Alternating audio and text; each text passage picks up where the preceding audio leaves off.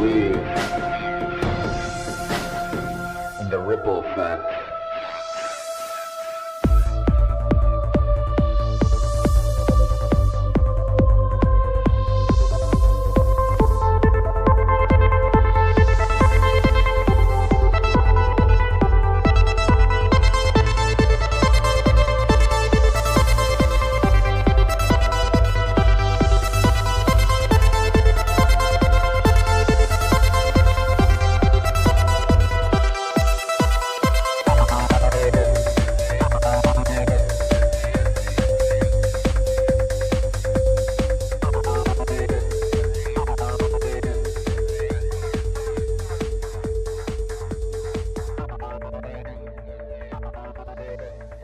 What's up? Another episode of Ripple Effect Podcast. Of course, I'm your host, Ricardo Renz, also known as Ricky France, and a great episode for you today. Today we have my dear friend, podcaster, and a regular on the Union of the Unwanted, Scott Armstrong from Rebunked News and the Unjected Show. And today we have an amazing conversation about who's managing and controlling the narratives. We also talk about mainstream media propaganda. We also talk about alternative mainstream media, which is a term you're hearing more and more. Are there people that look like they're on our side, but they're really a part of a psyop, or they're controlled opposition, or they're gatekeepers? So buckle in as you get our opinions on all these topics and much more. But before we get into this amazing conversation and another amazing Ripple Effect Podcast episode for you, please consider helping out the show, because this is a value for value show. If you get some value out of these discussions, these episodes I bring to you, please consider giving some value back. It doesn't have to be financial. Of course, you can rate the show, review the show,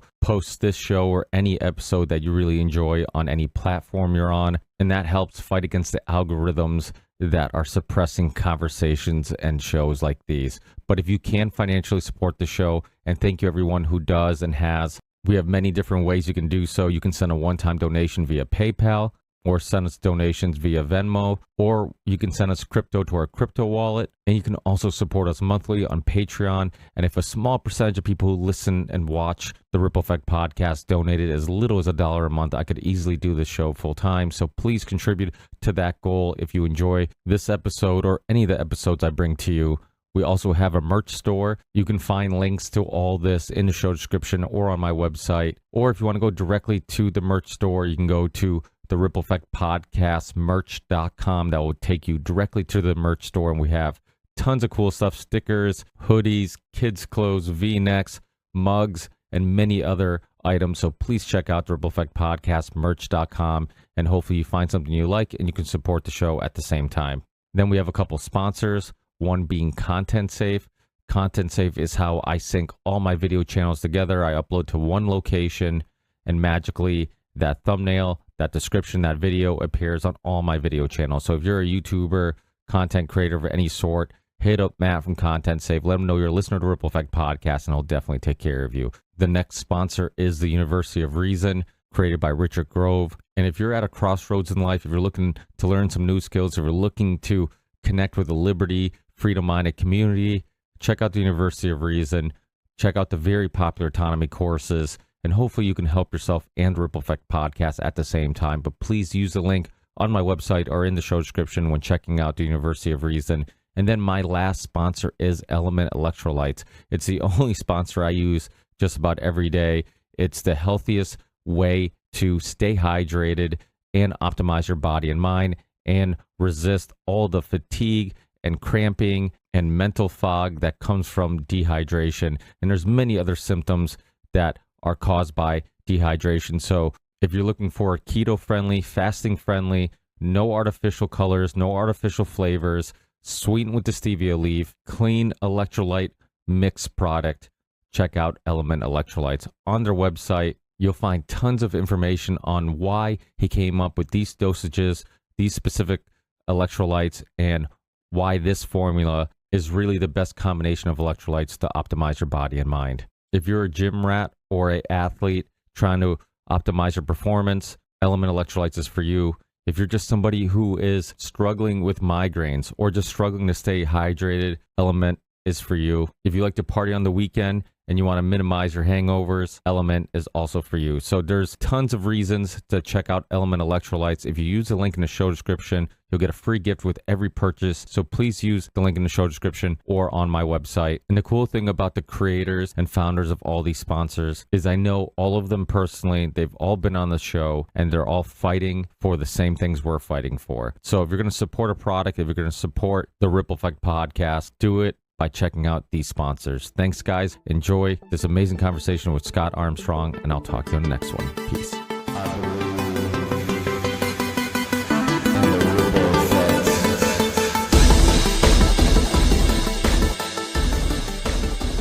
Yeah, dude. I'm digging it. Dude, there's so much. It's funny because there's so much I want to kind of bounce off you. And Totally. Let's do it. we'll jump right in it. And Okay. it's funny because the last Union of the Unwanted, I was so glad you were on there and that you shared your perspective. For people listening who That was your 500th episode. Oh, that's right. Yeah. Yeah. Which, by the way, congratulations, man. Unbelievable. That's right. It was the 500. Yeah. But you know, I'd love to get your thoughts on Sure. because did you see the David Icke Alex Jones debate? Yep. Actually, it's funny. I was working with a guy and we were doing some shower tile stuff. And so I was running back and forth. So I heard bits and pieces of it. I didn't go back and listen to the whole thing, but I did hear them kind of getting into it a little bit. And I kind of caught the drift of it. I meant to go back and listen to it, but I think that they're kind of along the same lines of what came up during that 500th episode for sure. Yeah, it's this idea of I kind of feel, and Alex Jones said it during the debate with David Icke, and I agree with him. It's well, if there's certain people who are preaching the same message and seem to be pushing back against the same people, I just don't know if I want to too quickly, say that they're not on our team or Totally doing more harm than good. I mean, Alex Jones was accused of that for a long time. I mean, being in this alternative media community for a long time and being a consumer of it, even before, way before I started creating it myself, that was always something that people would debate in the community. It's is Alex Jones doing more harm or good? Is he hurting the movement or is he helping the movement? And, but yet how many of those people that are saying that he's hurting the movement were red pilled because of him, right? Totally. Yeah. So it's yeah. And for people listening who didn't listen to the 500th episode, and shame on you, I'm kidding, but yeah, shame. But something that got brought up was the amazing Polly, who does she does amazing work. I like her videos. I watch her videos from time to time, and but I didn't pick up on the graph. But I've seen a lot of these type of graphs that link these people, those people, and a lot of times, I'll analyze them, and I'm like, okay, there's a connection. But a connection doesn't always mean it's anything more than a connection. It's like when Steve from Slow News Day and AM Wake Up, which we love and was on that episode, when he talks about Russell Brand being friends with Jimmy Savile. Well, Jimmy Savile was also one of the biggest celebrities in the UK at the time. And there's probably a lot of people that hung out with Jimmy Savile, and there's probably a lot of people that you could link to Jimmy Savile. It reminds me of this. I don't know if you heard it on the Patrick Bet David podcast, but he was telling a story about how Mike Tyson was at a party and some guy wanted to take a picture with him. So he takes his selfie, and then that guy, the next day, I don't know if he I'm going to get the story messed up, but the general idea was that the next day this guy ends up committing some crime. I think he ends up killing somebody or whatever. Wow. And then this picture of Mike Tyson and this serial killer is circulating.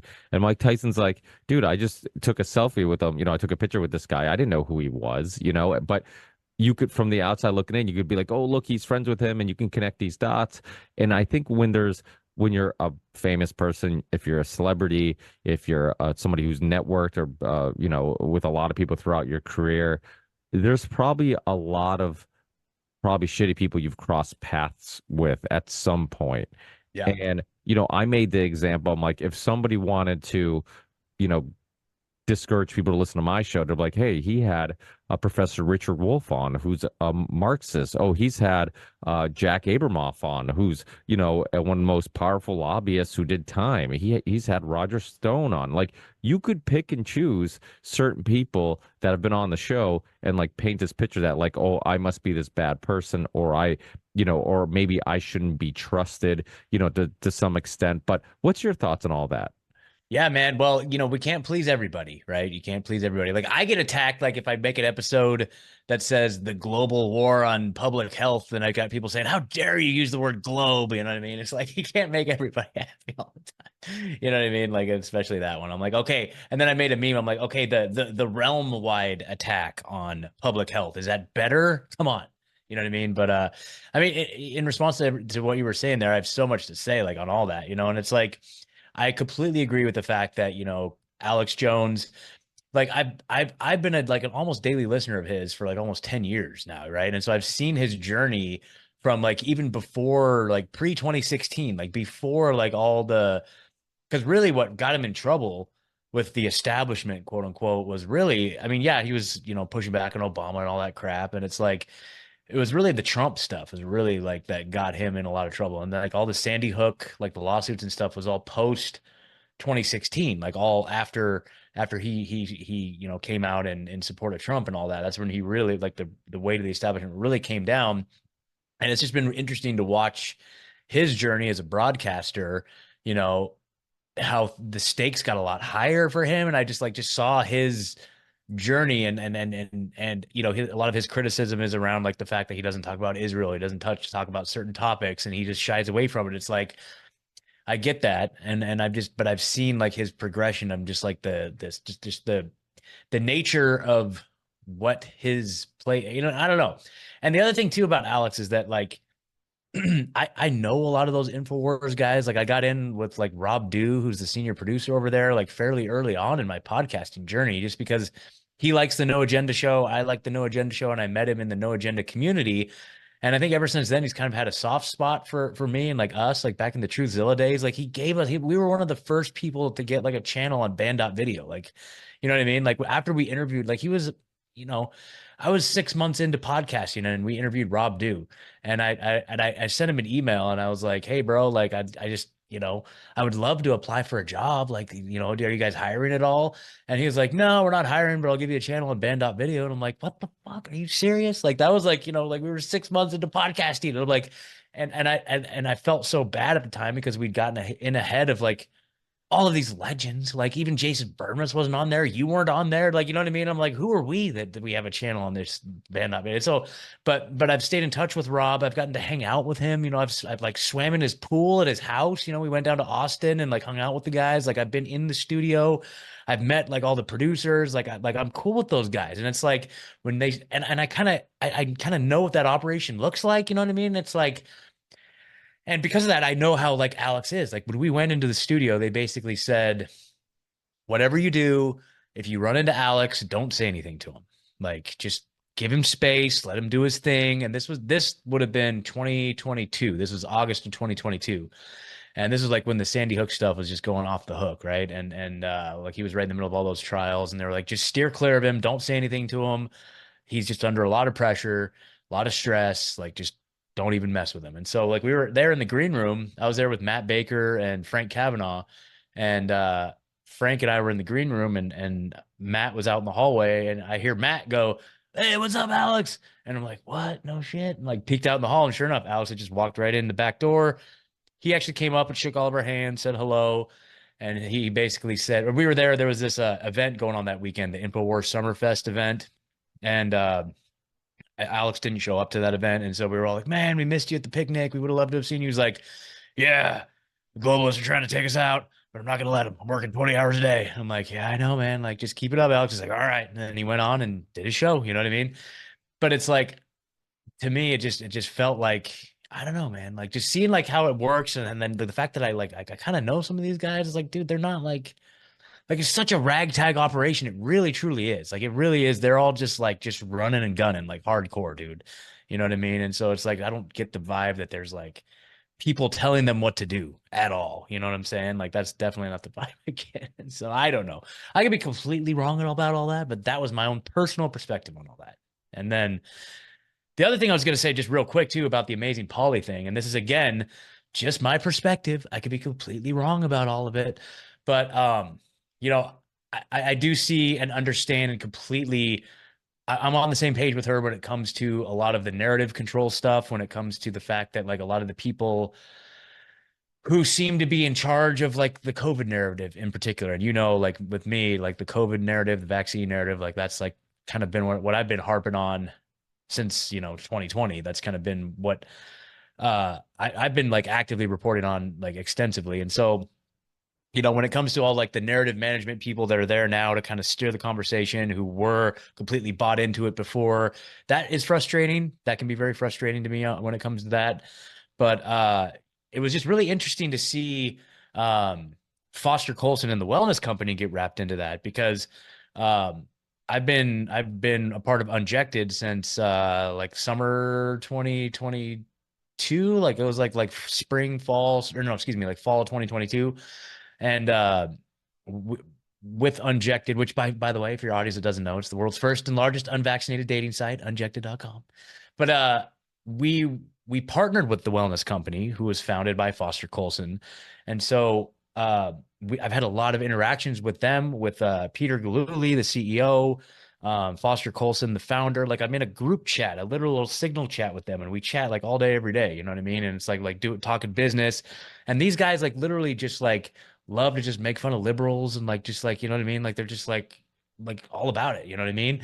All about the mission, all about medical freedom. And so like when like Amazing Polly's assertion is that Foster is trying to buy up the media, like they just bought Vigilant News, they just made a deal with Rumble, and the conversations we're having in like these chat rooms are more, and I'm not like breaking any sort of confidentiality, but it's like literally just like they're like excited about being able to have more of an impact on like the truth like community. You know what I mean? Like that's the impression I get, like seeing it from the opposite side, where I can see somebody outside's like, oh, Foster's buying up all the media and everything. It's like I think he's like really just trying to like get good information out there. I mean, that's the impression I get from my perspective.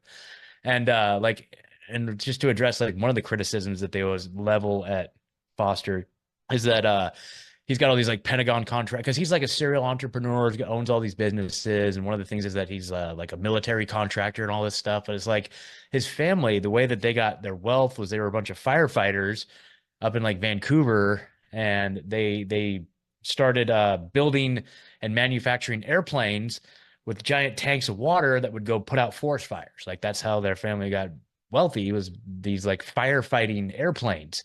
And they actually got, and so they have a military contract building like airplanes that have like firefighter capabilities and stuff like that. So, take it for what it's worth. They do have a Pentagon contract, but it's like it's for firefighting, I guess. So I don't know. But anyway, I don't know, man. So it's just weird being on the inside, like seeing a different perspective than what's being thrown out there. And then, of course, because of her association with the wellness company at Unjected, like Polly was like coming after us and stuff, and like making all these claims about us, about how we're not doing right by our people because of like, I guess there was some confusion that got cleared up. Like she was making assertions that we were like collecting people's blood and stuff like that for like unvaccinated blood banks, which that would be a nice goal of ours. And at one point we did have a directory on the website where people could go on and say, hey, I'm a type A blood and I'm a person, I'm in like South Carolina and I need type A unvaccinated blood. And we were like, we had the way to like connect people. We don't currently have that infrastructure, but she was basically making some assertions that like we collecting people's blood, and if it was like a privacy violation or something like that. I was like, no. So I don't know, but it's just weird kind of getting wrapped up into these like little controversies and gossip games and stuff like that. So anyway.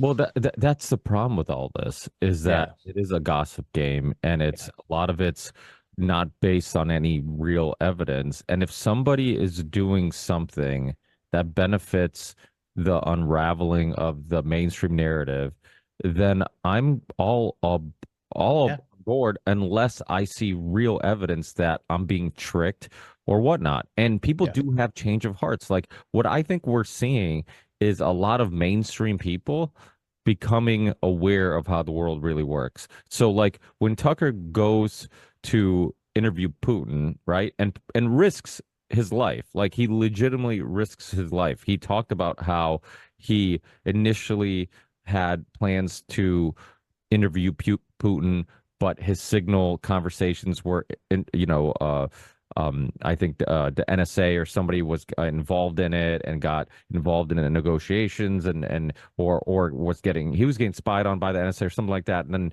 I think the Russian government got a little nervous and then pulled it off, or they didn't end up pulling it off. But the fact that like so many people in the alternative media are bashing this interview. Don't get me wrong, it wasn't a great interview, and it is kind of, to me, it was kind of humorous how like Tucker is putting out a huge and dangerous interview, and he seemed so casual. Like it was kind Yeah. of weird. I'm like, if I was in his situation, I'd be like nervous. I mean, I've got nervous on this show, Totally. I guess. 100%. And it's like I don't feel, I've never done an interview that I feel like it's earth shattering.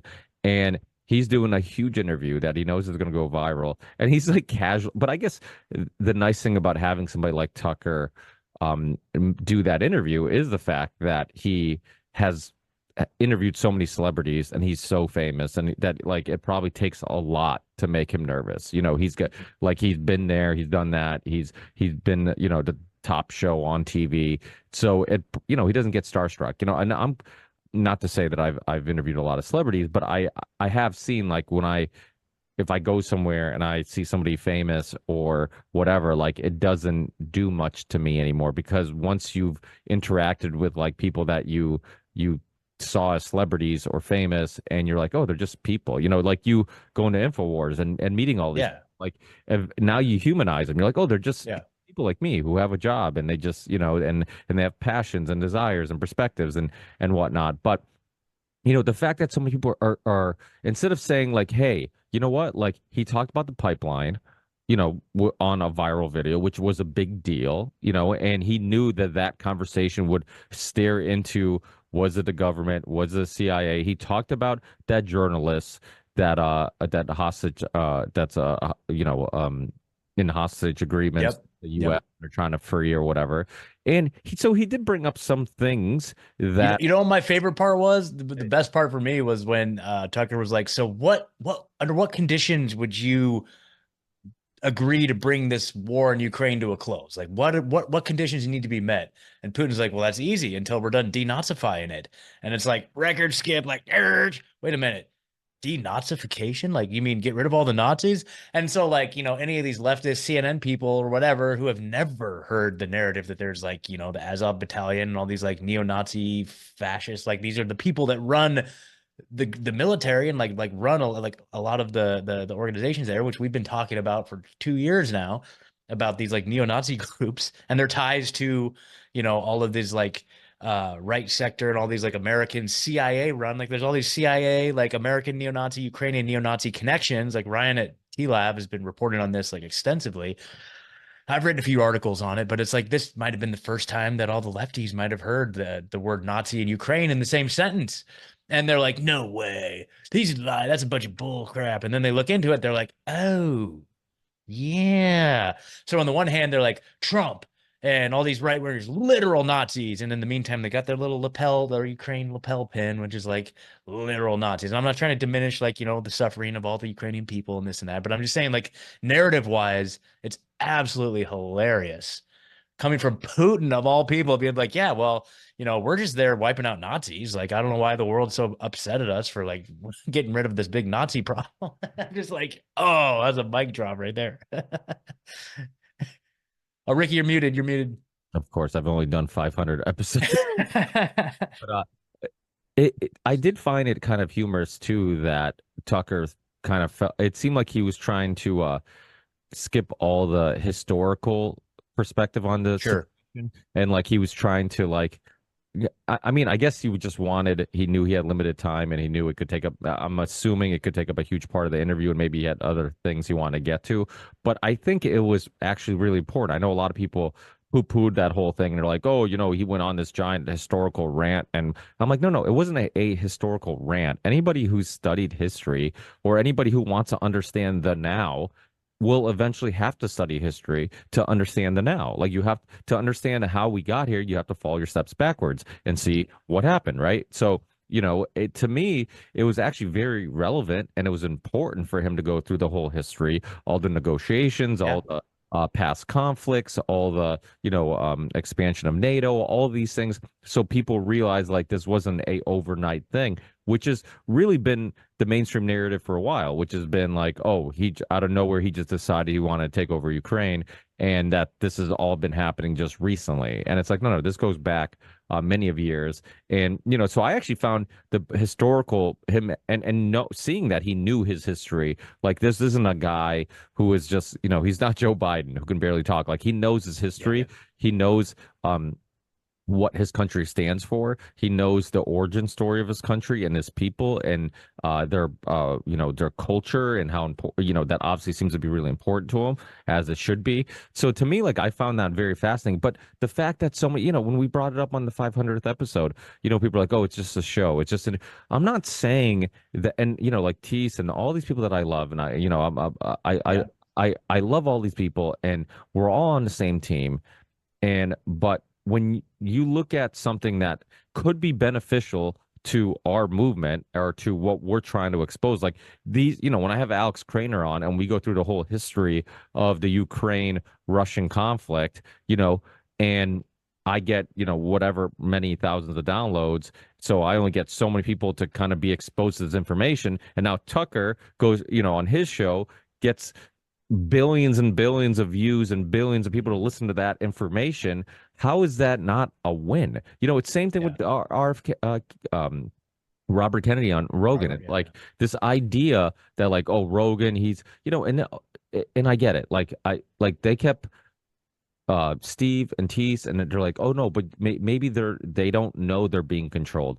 I get it. Like, that does happen, right? You control somebody, somebody who we like, and you sway them in one direction or another, and they don't even know it, and we don't even know it, and you're controlling them. But there's no evidence of that. There's no real evidence, right? Like, again, oh, Russell Brand is friends with Seville, so he must be what, a pedo? Like, I don't understand what that. So there's no evidence of that. Even the accusations that he got, all those women who came out that were saying that he was sexually harassed them or whatever, like, that all disappeared because it was horseshit. But you know what? They use that same script. If they want to talk about scripts, and I'm talking about people in the alternative media community, like, you should also be aware that a script that they use quite often is like, hey, throw out allegations that they did this or that on somebody who's speaking truth, and then you can discredit them. It happened with a lot of Rogan's friends when during election time, right? All of a sudden there's allegations of Brian Callen and Yeah.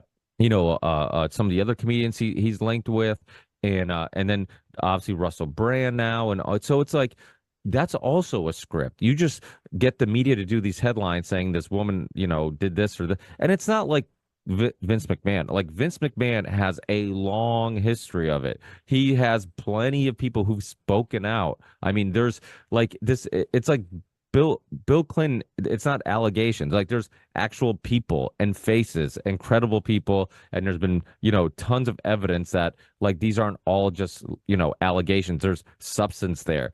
Like, I'm not willing to take that leap, especially when and then people talk about, oh, well, like Brett Weinstein, David Icke's like, oh, like Brett Weinstein, like, he's saying things that we've been saying for a while. I'm like, you're right, but I'm glad he's on my team now. And he's like, oh, and Yeah. he got vaccinated, and he wore a mask, and when people, Yeah, I was giving him shit on your 500th episode for that clip that came out of him, like his protocol, like at the time, like his masking and like his little handkerchief masking protocol. Even his wife was like, Jesus, like but she was like trying to like make it sound less insane than he was. Like, it was pretty actually hilarious. Did you see that clip? You know what I'm talking about? I didn't, but I've heard people talk. Oh my God, it's so funny. But you know what I mean? Like, if I don't want to be held accountable for the views I had 10 years ago, you know what I mean? Like, so it's like we learn, we get more information, we change, we own up to it.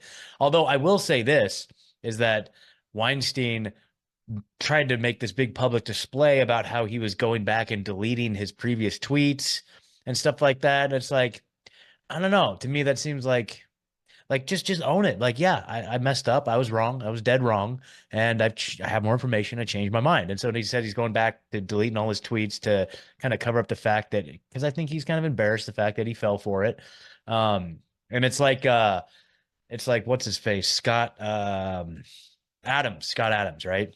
When he realized that he'd been fooled, his whole position was like, oh, these anti-vaxxers, they guessed right. Like they I'll hand it to them. They got it right. They guessed right. Like they had this intuition and they guessed right. There was someone else too that was saying like it was like intuition. It might have been like Shapiro, maybe. I don't know. But anyway, these people that have changed their views on it came out and said, "Oh yeah, all the anti-vaxxers, they just guessed right." And it's like, no, no, no, no, no. We weren't guessing, dude. From day one, we were like I was interviewing Dr. McCullough in like 2020.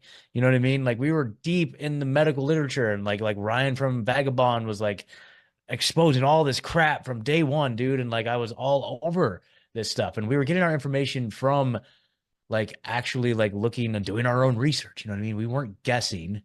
We were basing it on like actual scientific literature, experts, all this stuff. You know what I mean? So that irritates me when they try to like take the wind out of our sails in order to save face, basically, right?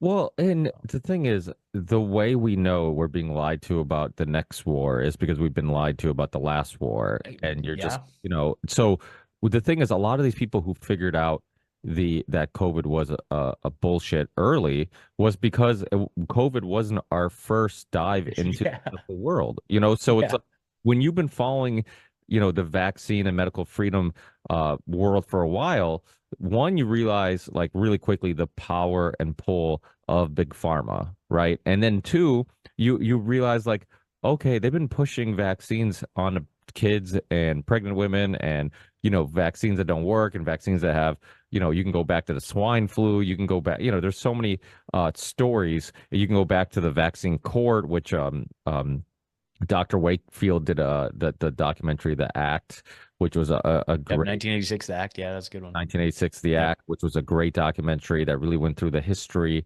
of, how it was created and all that stuff. And if you follow the work of Del Bigtree and so many others, and, and even Corbett has done tons of great work throughout the years.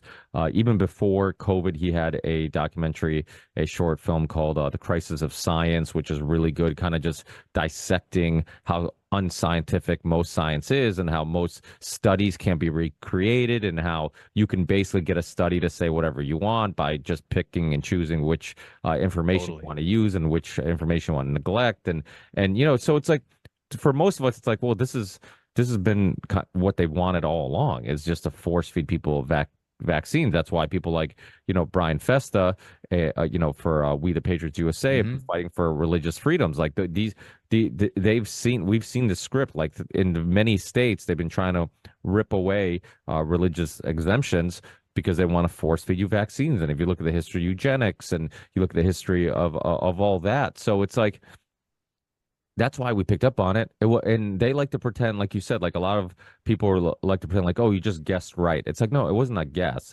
It was a well thought out decision, conscious decision that I made, that I've come to the conclusion that this is bullshit and I'm going to live my life normal. And I've come to that conclusion not based on just what's going on right now, but that history repeats. And I've seen, similar stories and similar, blueprints for this over and over again. And then when you see Event 201, I remember showing my wife the video of Event 201, and she's like, "When was this filmed?" And I'm like, last year. This was like 2020." And she's like, "Last year." She's like, "This is exactly what's going on right now." I'm like, "Yeah, exactly what's going on right now." And this was filmed before, this all happened. And then you look at the people, involved, the World Economic Forum, John Hopkins, Bill and Melinda Gates Foundation, like it was just all the same players. And then when you look at the history of Dr. Fauci, right? Like when you Hmm. learn the names circulated, in the alternative media community before.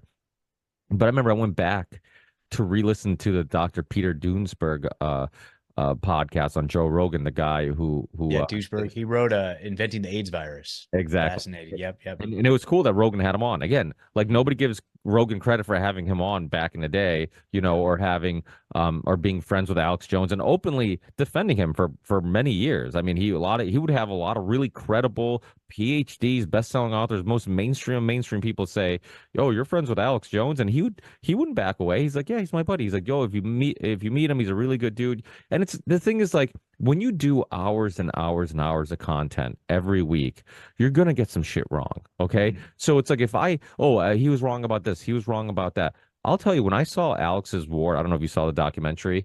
I thought it was Oh yeah, oh yeah. We were here at the premiere here in Nashville, dude. Like I made like a whole documentary about the premiere, and it was very cool. Yeah, it was great. I thought it was a great movie. It was a great movie, and it humanizes him, and it shows like this dude's been around forever. He's been in the trenches forever. There's people, okay, who just started a podcast who are bashing this guy who's been on the front lines forever. I mean, like Yep. before these people have ever been red pilled, he wasn't just already red pilled. He was at Waco, doing interviews with the media, trying to expose what was going on there, a government overreach. He was, trying to expose, 9/11 and the neocons and the Bush administration and all this stuff, like before most people even got into politics. So, Yeah. like, the thing with me is like, he isn't, to me, he's an ally. And does he get shit wrong? Yeah, so do I. So do all of us. We get Yeah. shit wrong. And the fact that like anybody who calls him the Sandy Hook guy, and like Yeah. Sandy Hook happened in what year? Do you know how long Alex Jones has been making content? Do you know how many Mhm. documentaries and broadcasts were recorded prior to Sandy Hook? Like this guy's been around forever. He's not the Sandy Hook guy. He already was very popular and very famous in the alternative media community for many other things. And it was again that why isn't the alternative media exposing that psyop? The fact that they wanted to make him the face of the Sandy Hook event because they wanted just to demonize him Oh and yeah, that was 100% it. It was it was a 100% psyop. it.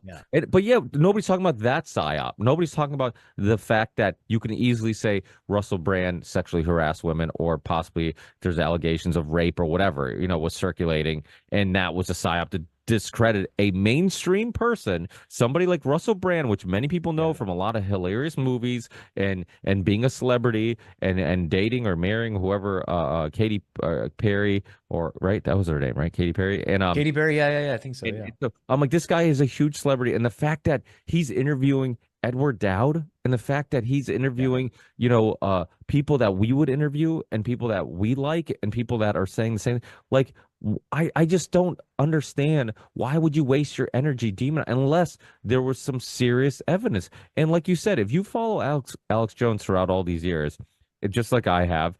And like I've been a listener of Rogan for a long time because we like a lot of the same shit. So I Now Rogan has pissed me off personally a few times, and I've taken a big step back from him, but that's okay. That's all right.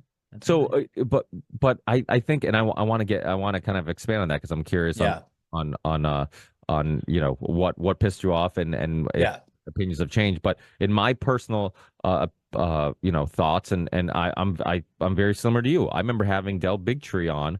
I don't remember when this was, which Yep. Yep. I on a remember bunch. that. And I remember at the very end of the podcast, him saying, like, I'm like, when are you, I'm like, when are you gonna get on Rogan? And he's like, Rogan's a pussy. He's like, or whatever Yeah. words he used, but he called him out and he's like, Kennedy's Gatekeeper. people have Yeah. contacted him. He's like, my people have contacted him. He won't have us on. No, no, no. And I Yeah. remember as a Rogan fan, somebody who exposed me to so many interesting people who've been on my show, like Daniele Vignelli and Dan Carlin and so many others. Like, I'm like, I'm like, why won't he? Like I just Mhm. thought maybe he just was like he obviously it's a huge show. A lot of people are fighting to come on the show. He had other people he'd rather have on. Maybe these aren't topics that really interest him. But when Del Bigtree says that he's, openly on my show said that they've reached out, and he's like, it seems like he was purposely avoiding having anybody on from that Yep. No, argument. I agree. I agree. It pissed me I off. I think it's either people or topics that either they're being told are off limits or in their head they're off limits. I think the best strategy, and I know that you do this, Ricky, and I try to do. I mean, it's what I try to do is like I'm not afraid of having the conversations. Like, let's at least have the conversation. Over the last year, I did like a whole series on like flat Earth with a couple people. I did a whole series on terrain theory because I don't know. I don't have any solid opinion on this stuff, but like I get a lot of people pushing back on me if I say one thing. I was like, okay, well, let's look into this. Let's look into that. And it's like I know that Dell Big Tree has received a lot of criticism because he gets confronted a lot about the terrain versus germ theory conversation. And he on his show said that the world is not ready to have that conversation around the terrain and the germ theory. And it's like, oh, really now? Like, why not? Like, why are you afraid to have that conversation on your platform? Like that to me, that kind of pissed me off with Dell a little bit. Like I give Dell a lot of credit. I think he's great, but like that pissed me off. And I definitely see what you mean, like with Rogan, where it's like he's only is willing to take it so far, which then that becomes the narrative control aspect of it. Like you're only, and yes, he does posture himself when it's safe to bring on like a McCullough or or whatever. But the one situation that really bugged me, that really kind of got under my skin for the first time with him, besides the fact that he's only 3.33 inches tall, you know that he's only 3.33 inches tall. Anyway, that's his whole side thing. Some people out there will know what I'm talking about. But anyway, so it was when it was like 2020, 2021, somewhere around there. He had Jordan Peterson on. And this was like in the height of, the tyranny, right? And then I didn't know what was happening. I was living in Oregon, right? And I was like, 2020 was a scary ass time, like out in Oregon, dude. Like it was like this election year, like the George Floyd riots were going on. There was the wildfires in Northern California and Oregon. Everybody was wearing a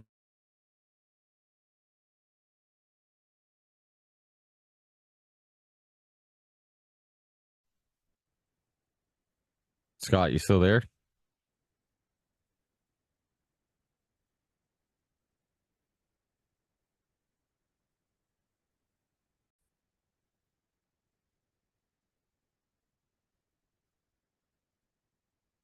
And I think you're back.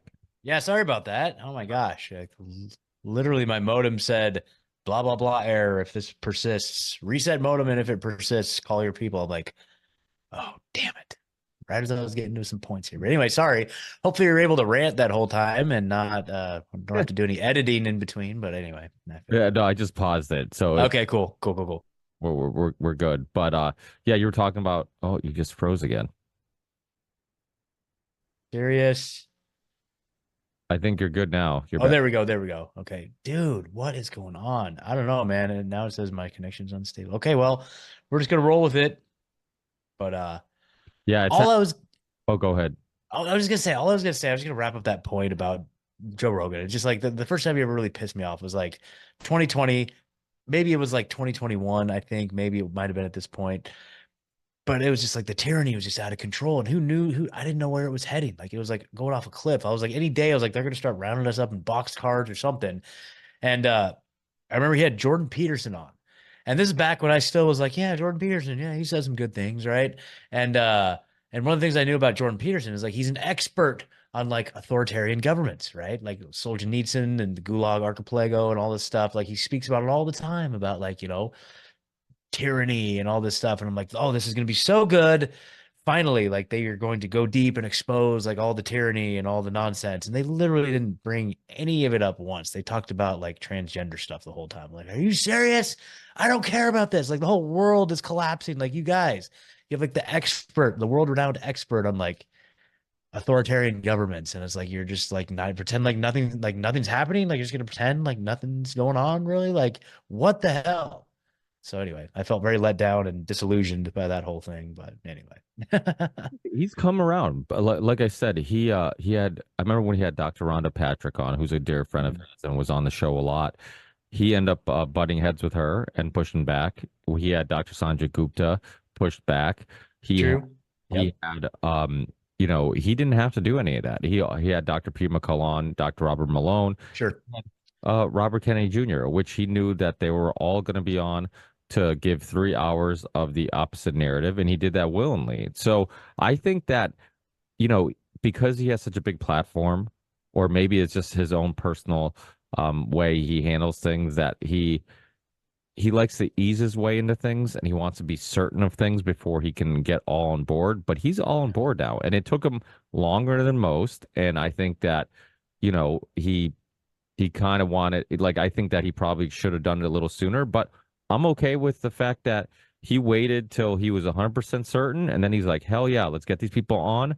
We're going to just hit home runs with Peter McCullough because he's going to tell us about all the science. We're going to hit home runs with Robert Kennedy Jr. because he's going to give us 3 hours of going through the whole history of how we got here and how this really, shady science of vaccines became completely normalized.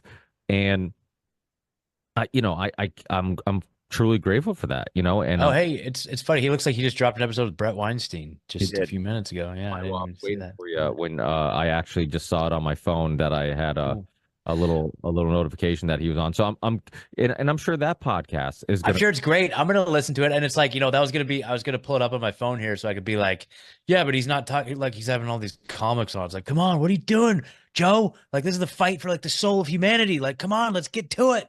And oh, I guess he had Brett Weinstein on. So okay, all right, fine, Yeah, but even fine. when he I had guess comments, I comedians on, like there's certain episodes where it's just like, oh, he's just talking to this person, that person. He won't go deep into any topics. But and then next thing you're listening to it and you're like, oh, they're talking about it. They're talking about, yeah deeper things. They're talking about control. They're talking about, and I think he's seen the light now. I think that he's done, yeah there's a lot of moments and a lot of, just clips in his podcast where you could see these little hints of like his perspective, his true perspective, and you see and hear him talk about how like the government overreach, that like sometimes he can't sleep at night because he just starts thinking about just like the future, yeah. I remember hearing that.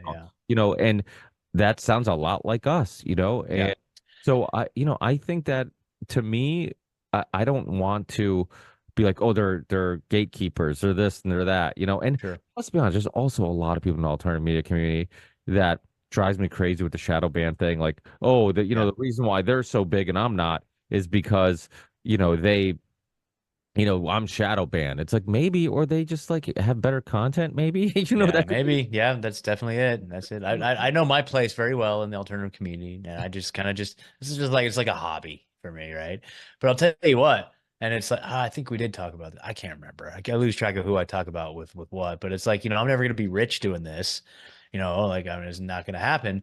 But I'll tell you the connections I've made and the people I've had, the people like whose numbers I have in my phone and like the people that I'm like in regular contact with and like I become friends with and I've hung out with in real life, it's like 5 years ago, like before I started podcasting, these are people like, you know what? I remember, in fact, Ricky, it's like I remember the first time like I ever watched the Union of the Unwanted, and it was like this was before I started podcasting, and I was like, oh my god, it's like all my favorite people. It's like Ricky and Sam and freaking Charlie and I think like Jason Burmis is on there, and Mary, like all these people that I looked up to so much before I ever picked up the microphone. You know what I mean? And then just over these last few years to be able to be a part of that and a part of the Union of the Unwanted, and just like going from a person that just was like just a listener to like now I'm just like I know you guys. You know what I mean? Like that's been to me, that is more priceless and valuable than any monetary thing in the world. And so it's like anybody that's out there like thinking about podcasting, it's like you're not going to get rich doing it, but man, or you might, who knows? But at the same time, it's like the connections I've made and the people that are in my life because of it. And like I got involved with Unjected because of it. It's like my life has been enriched beyond my wildest dreams, not monetarily, but just all in the other ways that that it's just been like to me it's just like the biggest blessing that's ever happened to me. You know what I mean? I just have a lot of gratitude for it. So Well, you're rich in the important ways with community yeah, and yeah, friendships and, finding peace spiritually and yeah, internally and all those things. Oh, absolutely. And I just think that there's a lot of haterade being, uh, kind of given at parties, the sure, alternative community parties, like, oh, why, well, the reason why Tucker got this interview and, it's like, dude, he's a huge celebrity. He had a huge show on Fox News for a while. Okay. totally. A lot of people connected with his stuff. It's like Taylor Swift. I'm not a fan of Taylor Swift, as a musician, I respect her. I respect the fact that she maybe works with one or two songwriters on her album where like most people everything is most of the top hits you listen to everything's written by somebody else, and you're literally just a puppet that's just there to, sing and dance. And Mhm. so, and Taylor Swift has been around for a long time, but it doesn't mean like I'm not gonna hate on her as a musician just because maybe she's, with some super vax boosted idiot. Um, and I'll hate on her for that. yeah, well, Fuck that bitch. well, you can't, but my point is like, just because somebody's popular, it doesn't mean like she might have gotten, not to say that she can't be controlled now and she can't have certain, motives or whatever, but like when she was in country and then she kind of crossed paths into the pop world, like she wrote all her own stuff, and I think people appreciate that and people connected with that in a way that they weren't connecting with like the very digital music that was on most of the radio stations. And so, I mean, I guess my point is, Alex Jones didn't blow up because he was getting Israel money. Alex Yeah. Jones blew up because he was the first and sometimes the loudest voice in the alternative community world, and willing to push back and willing to, entertain a lot of conspiracies that a lot of people wouldn't, that it was too Yeah. far for him, and so to me, like, not everybody who it hasn't gone to that level of success, financially or just with downloads or whatever. I mean, people have to remember, like, he also got banned on all the platforms. Like, he had to create his Mhm. own platform, like band.video, like we talked about. We're both on there. Totally. And so he hasn't got any help from anybody. And if he is getting help from people, then that's not a great way of kind of putting them out there, so the average because the average person, the normie, is still getting their information off YouTube and Google, and Oh my gonna gosh. get, Yeah. you're not getting Alex Jones on, on those platforms. So to me, like, Russell Brand, Tucker, Alex Jones, Joe Rogan, even Robert Kennedy Jr. I know a lot of people have bashed him because of his Israel stance. Which obviously, I think most of us would say he's very extreme with his views, and probably not really see which is weird, right? Because it's like it's amazing how open-minded he could be with like the vaccine topic, and then but it actually, I say he's open-minded, but if you look at the history of how, the whole origin story of how he became a vaccine spokesperson, anti-vax Mhm. spokesperson, he wasn't open-minded. It seems like he has concrete ideas, and then it Mhm. takes a lot of pushing and shoving and kind of chipping away, kind of like Rogan, before they finally come to the other side. Like somebody like you and I, we're much more open to a what seems to be like a crazy idea, because we're like, you know what? Like a lot of crazy ideas that I thought were crazy from the surface level, like you start dissecting it and unraveling it, and you're like, oh, there's substance here. There's a reason why people are saying this. There's a reason why people believe this, and there's a lot of sketchiness to it, And so even with Robert Kennedy Jr., like if you look at it, like it took a lot of women to show up to a lot of lectures and a lot of places where he was, to kind of push and shove and get him to be like, hey, listen to us. And then eventually, it was that woman who showed up to his house at some cabin somewhere Yeah. with Yeah. all these files. And she's like, I'm not leaving until you start reading these documents. So it's like, think about like how long it took and how much just like force feeding him information and a different perspective before he actually started entertaining it. Like I think because of that story, that origin story with vaccines, like I think there could be some hope also with the, some of the geopolitical views that he has. Like to me, it at least gives me a little bit of hope, and because he's been such a spokesperson for the medical freedom community, which I am very much it's a huge focus in my life because my kids Mhm. have never been vaccinated, and Amazing. never had one vaccine. My wife and myself never had any, well, not any vaccines as adults that we could control when we're kids. Who knows? Yeah.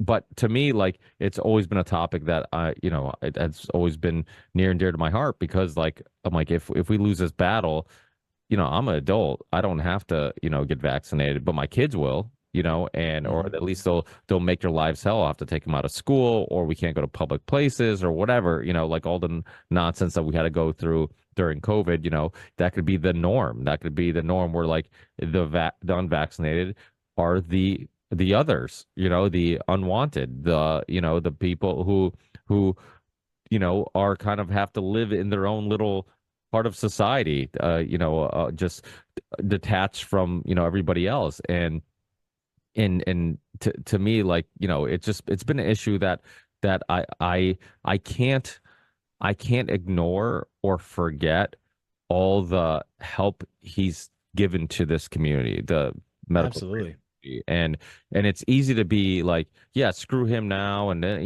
this, but I'm just like, okay, he's wrong on this topic. And I think sometimes, like, what's your opinion? Like, don't you think that it's possible that if you disagree with somebody on a topic, it doesn't mean they're doing it on purpose? It could be that they're just seeing information come to a different, or seeing different information come to a different conclusion, similar to like the example I use of Jason Burmis, who a lot of people in the alternative media community would bash a Alex Jones or a Jason Burmis for loose change and say, oh, there's false information in there. And it's like, yeah, but he might have got something wrong, but his intentions were to expose the same thing you're exposing. So it's like, why are you wasting energy and time trying to paint him as an enemy, or like he's purposely deceiving people, instead of just coming to the conclusion that, like, okay, he's a good person who's trying to expose the same things that I'm trying to expose, but maybe he came to a different conclusion on something. Maybe he just got something wrong, and he openly talks about it. So I think that energy wasted on like that infighting. We always talk about like divide and conquer. Like, it's almost like we're doing it to ourselves in the alternative media community. Yeah, man, absolutely. It's really interesting. So I started listening to Grand Theft World like shortly after they started their show, and I was like, damn, who are these guys? Like Richard Grove and Tony Myers. Like I was like really impressed with like the content they were putting out. I was like, man, this is amazing.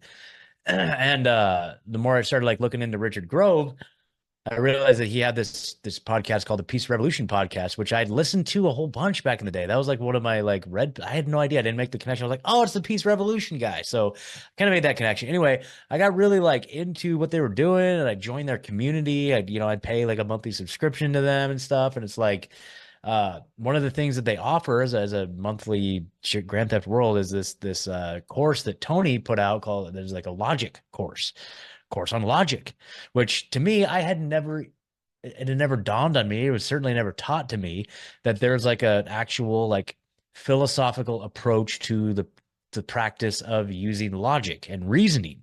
And there's like logic professors, and they do a lot of this presentation from this guy named oh gosh, it's gonna evade me right now. But Peikoff, Professor Leonard Peikoff, who's like kind of like this atheist, kind of like you can tell probably like, just atheist, nihilist type of guy, but still like his views and his lectures on, using basically like looking at evidence and formulating your opinion based on evidence and like axioms and stuff like that I'd never even come across before, and like actual principles and things that you can utilize to come to the truth, right? And the idea that back in the day, debate was about arriving at truth.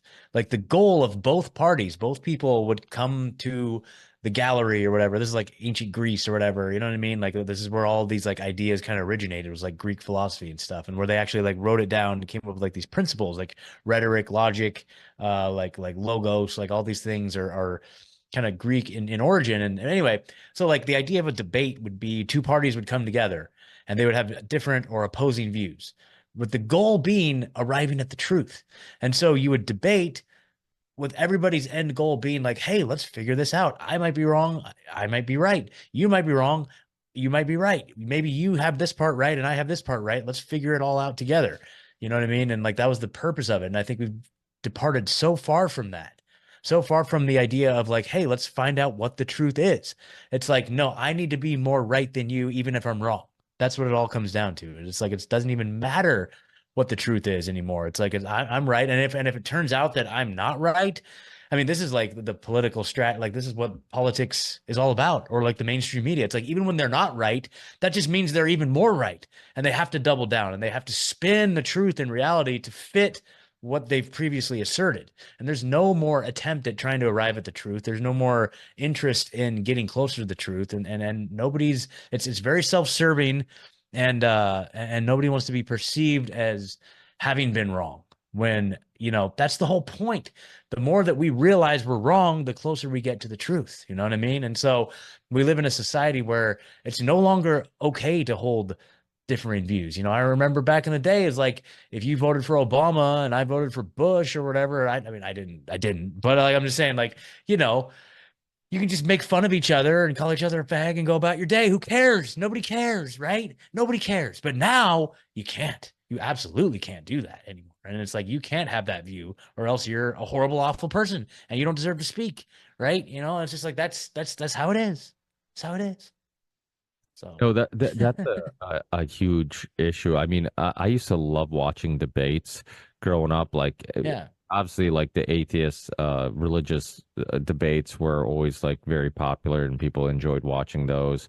And I always felt like I went into the debates for a different purpose than the people participating. Like the people participating were trying to defend their point. They were trying to leave like the winner. And I went into the debate listening to it as like I'm just trying to, figure out the holes in the arguments and the perspectives and the philosophies. And I want to see which one makes the most sense.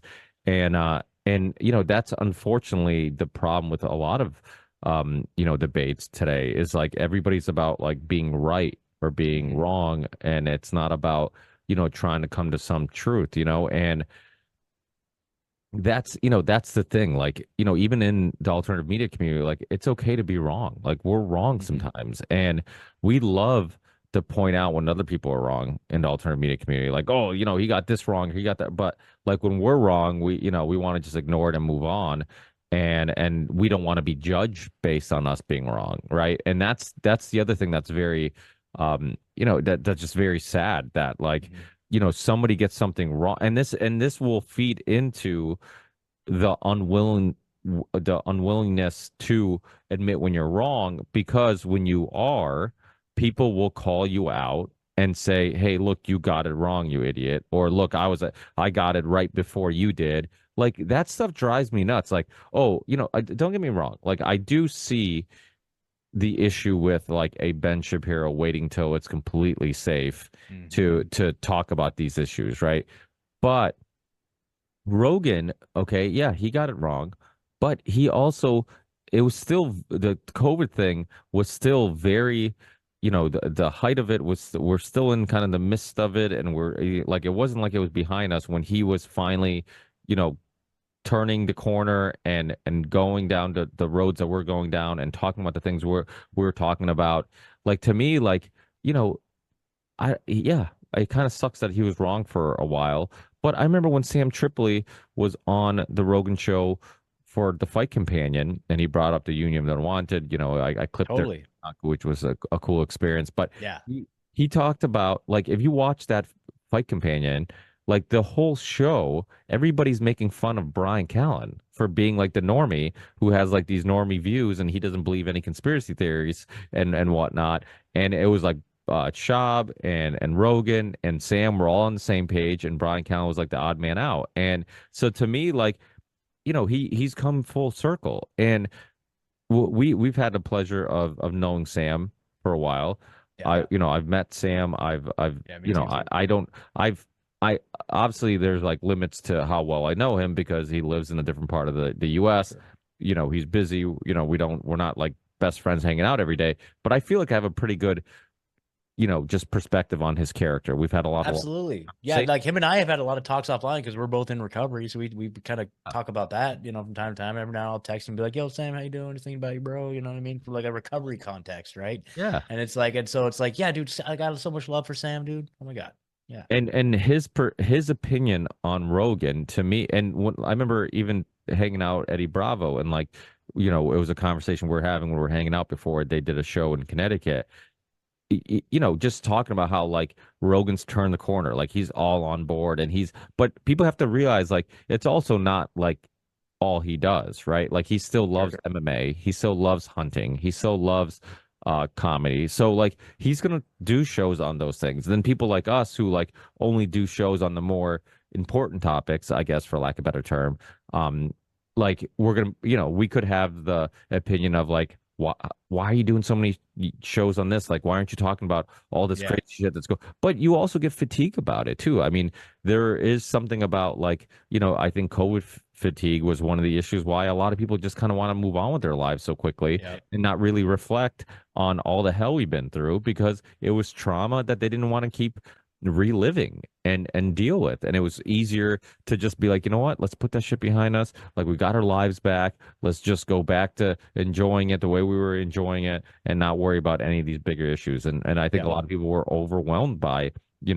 what they were exposed to. But the unfortunate thing is like if you don't talk about it, if you don't keep exposing it, if you don't keep pushing back, on these agendas, we'll be fooled again, and the public will be screwed again, and we'll be back in the same position where it's like by the time you realize what the hell's going on, it is too fucking late. Like now, you got the world shut down. You got people traumatized. You have businesses shutting down. You have friends and family that won't talk to each other. People ratting each other out on gather because they're having gatherings or whatnot, and we could go down that road again, and I think that's one of the reasons why the work of what we do is so important. And to me, like I don't care if people get this information or get red pilled from my show, your show, AM Wake Up, The Last American Vagabond, whoever, like Alex Jones, whoever it may be. Like I just want people to get the information. And if that's our purpose, then we shouldn't give a shit where they're getting it from. If they're a Russell Brand fan and they're getting some good information and they're dipping their toe into these topics because of his help, then I won't dare talk about Russell Brand like he's not helping unless there's like some real good evidence. That's why, like, even on the 500th episode, I'm like, where's the evidence? And it's like, oh, well, he hung out Seville. I'm like, okay, like what does Mhm. that mean? Like to you we can't and then that's why I love the fact that you're on the call at the exact same time and you had somebody like Paulie connecting dots with unjected and you guys that also didn't have any real substance to. Like anybody who knows unjected, anybody who knows you, like you're great people. You've done nothing but great work, and you're a sincere, good person who is truly trying to help. So it's like this, like we can all be caught in the crossfires by just being at the wrong place at the wrong time and being Totally. guilty by association, which Oh I'm yeah. not a fan of. Like, show me something concrete. Like, Dude, show. I had a major hit piece. Well, not a major hit piece, but I had someone coming after me big time lately. It was like some blogger, some dude in Hawaii who was looking at the coverage that we were doing on the Maui fires, like like Shelby and then the author Stephanie Perucci, they wrote a book about the Maui fires and put out a book about it, right? That Burn Back Better book.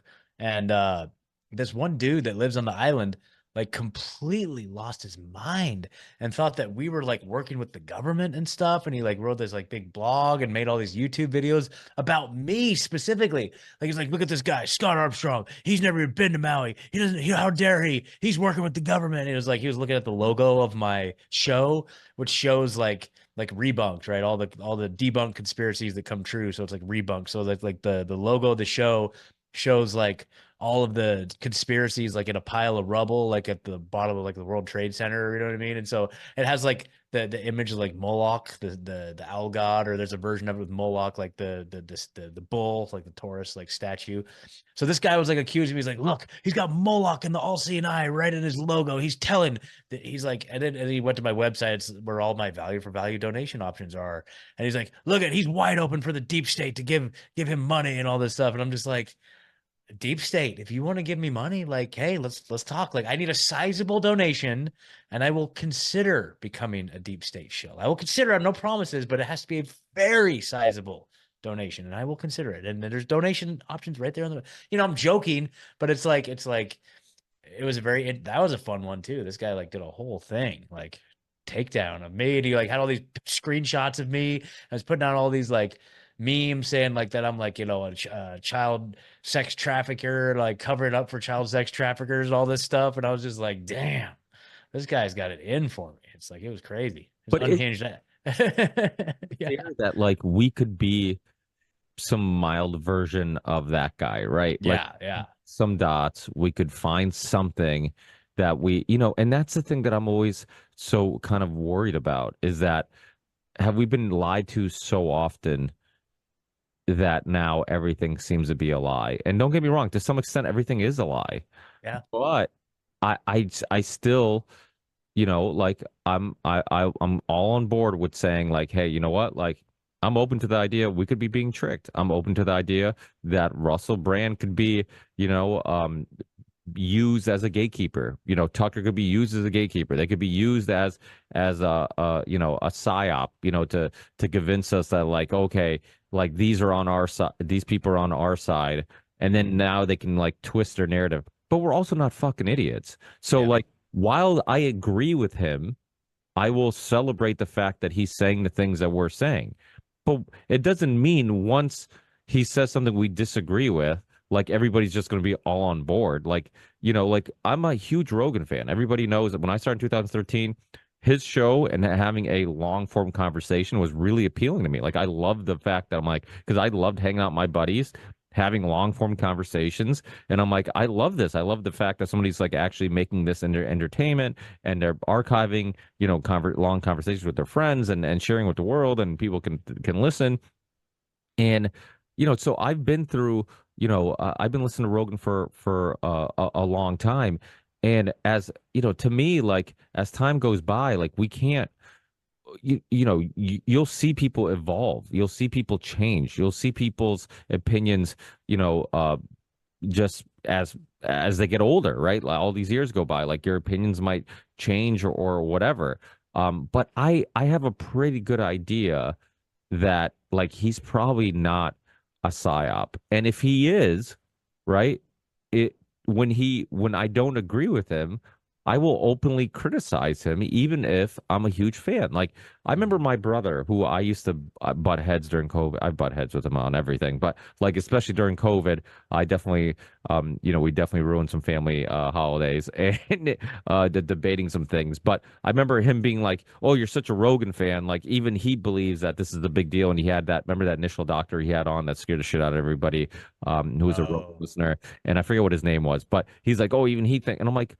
I don't understand what your point is. Like you think that if somebody that I like says something, like I'm gonna adopt his perspective just because I like him and because I agree with him on other things, like that I'm not this open-minded, logical, critical thinking person that looks at each information. You think I like him and now I must like have all the exact same ideas and I don't think for myself. Like no, I like him because some of the same conclusions I've come to and perspectives that I hold he also holds, and I like that. But it doesn't mean if I disagree with him on something, like I won't, I won't criticize him, or I'm not going to just accept something just because he said it, So like, to me, it's this silly thing where like, yeah, there's a lot of closed-minded people that like if Taylor Swift says go get vaccinated, they'll go get vaccinated. If Taylor Swift says don't get vaccinated,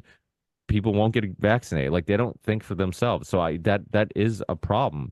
But I think that like all these people in the alternative media community, oh, Rogan's, he's getting this huge Spotify contract and, we're being shadow banned. Like, yeah, dude, it does suck being shadow banned. It does. Like, we talk about topics that the algorithms do not want to push out there to the public. Okay. So, Mhm. in some way, if you're in this world at all, we're all shadow banned to some extent.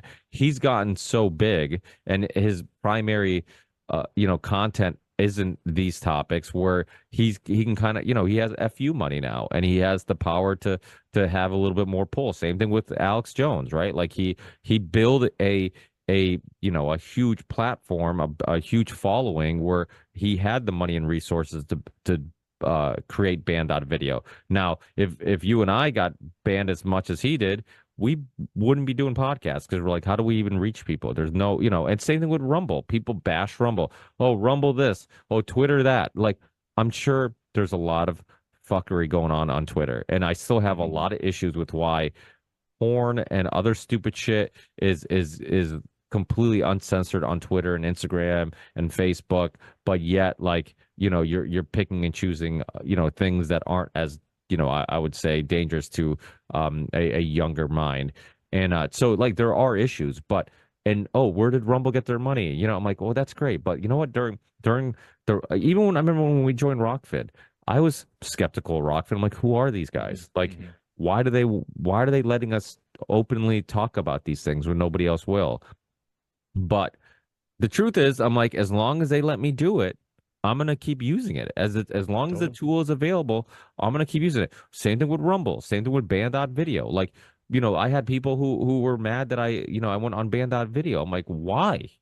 I'm Yeah. like, it's a platform. I'm like, I literally get to put out episodes where I think it was like one of the first episodes that was I think I joined Band.video around this time that Ryan from Last American Vagabond got kicked off Band.video. We did a whole episode on, not a whole episode, but we talked, in length on his issues with Band.video, Alex Jones, and that platform. Guess what? It's uploaded on Band.video. I've had David Knight on, which a lot of people know Mhm. doesn't get along with, InfoWars so Yeah. much anymore. And guess what?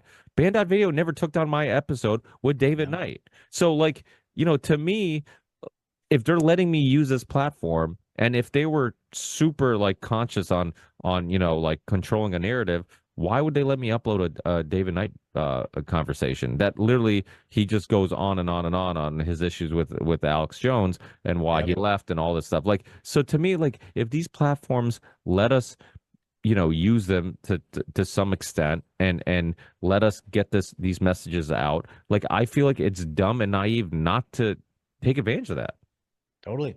Yeah, I completely agree, man. Like, yeah, and another thing too, like along those lines, it's like part of why I got into podcasting. I'm sure a lot of people did as well, was to like wake people up.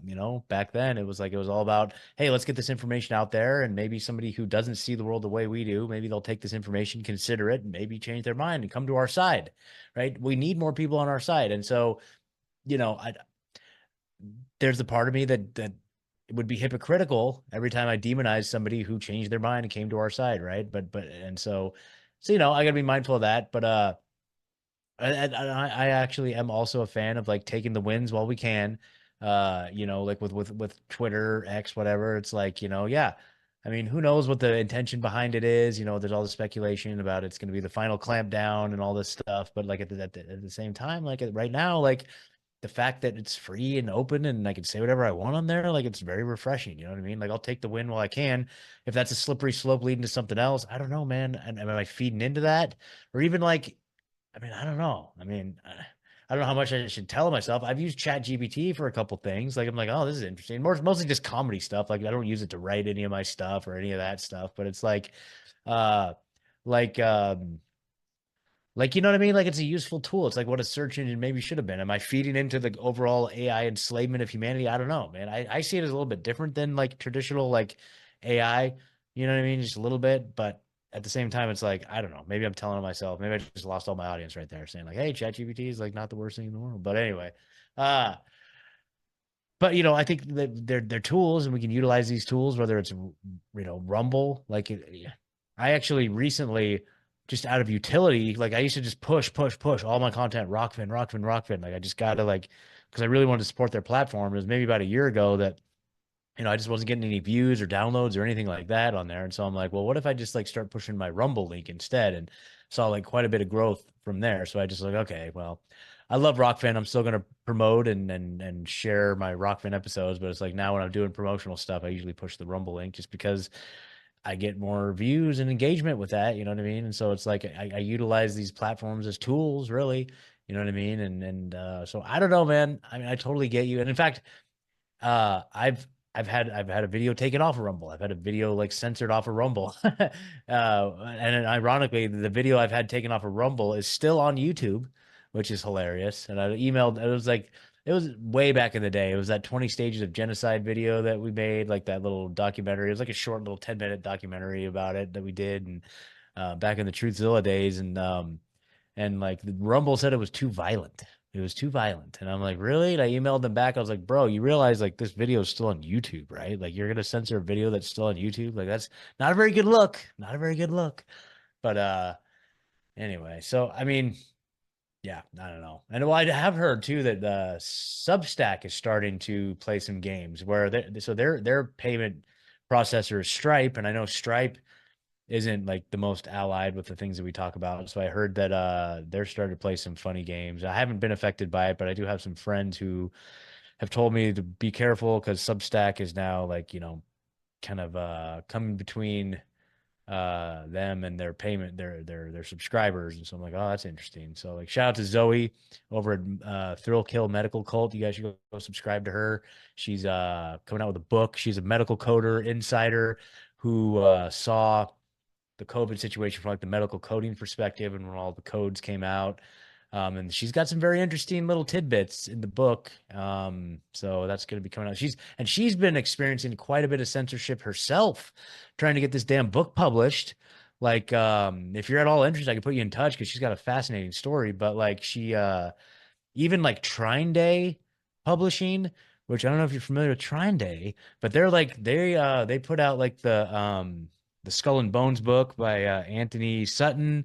They've got a lot of the main truther books that you'd recognize are them. In fact, they published Whitney Webb's One Nation Under Blackmail, Volume 1 and 2. That's Trine Day Publishing. They're located in Oregon. They're about an hour north of where I used to live. And the guy Chris Milligan, who runs it, I've met him. I've been to a couple of his lectures. Like he's like an old school like JFK conspiracy guy. Like he's probably like in his 80s, 90s, maybe something. I don't know. Like he's getting up there. But anyway, Zoe went to go get the book published through them. I put them in contact and they totally censored her. They said like, nope, we believe that like your conclusions about like they came out as like pro mask over it. They thought that and it was just really weird. Maybe I'll let you talk to her about it, but it was just really interesting how like even like supposedly the biggest truther publishing house said no, can't do it. So anyway, crazy But that's stuff. an important point because sometimes it's not deeper than just the fact that somebody has a different worldview or perspective on what should be censored or what shouldn't, right? And I know there's a lot of people out there who believe like nothing should be censored. And that's, that's a worldview that I think I subscribe to some extent. But certain platforms will have guidelines, right? Like Rockfin censored Owen Benjamin, right? For when he initially tried to come on the platform. Now he's on there. But yeah, they brought him back on. Yeah. But and him and Martin have become friends after all that whole debacle, apparently. yeah, which was awesome. They even did a podcast together, kind of. Martin explained his perspective, and Martin's the CEO and one of the creators of Rockfin, and and I love that. I love the fact that like people are like, oh, how dare he censor Owen Benjamin? I'm like, listen, we had at the height of COVID when we're being censored on every single platform. Rockfin let me post whatever the fuck I want. Totally. I'm like, big shout out to Rockfin for that. I'm like, if he, and not just that, Rockfin reached out to a lot of people who were being censored and said, hey, like, come to our platform, and they knew there was going to be a backlash. They knew there could be some issues with it, and they, they did it anyways. And so the fact that he drew a line somewhere, where he's like, okay, Owen Benjamin, like he is going over a line that we don't want to go over, right? And to me, like, I'm like, okay, so that's just like that's like people who just differ in opinion on something. But like Owen Benjamin's, the line that he crossed didn't affect the important information being released, right? The information on like medical information, the COVID stuff, like any of the like. So I'm like, so he differs in opinion on like, okay, like maybe this is not the best taste in comedy. Like I don't, and you know what I'm saying? Like oh yeah. So to me, it's like, okay, well, that's just a different worldview. It doesn't mean Rockfin is like a psyop or look how they're censoring people. Like some people have certain guidelines. Rumble, same thing. Like I've never been censored on Rumble. That's actually, interesting that you actually have. And and so to me, like, okay, like maybe there's a line that they draw. And it's like me saying like, hey, I created a platform, no child porn. no porn at all. I don't want any Totally. porn, right? And then somebody saying, "Hey, no, he's censoring, nudity, blah blah blah. Look, he's supposed to be anti-censorship." It's like, no, well, that's where I draw the line, right? And like Yeah. maybe everybody has a line, and maybe some people don't have a line.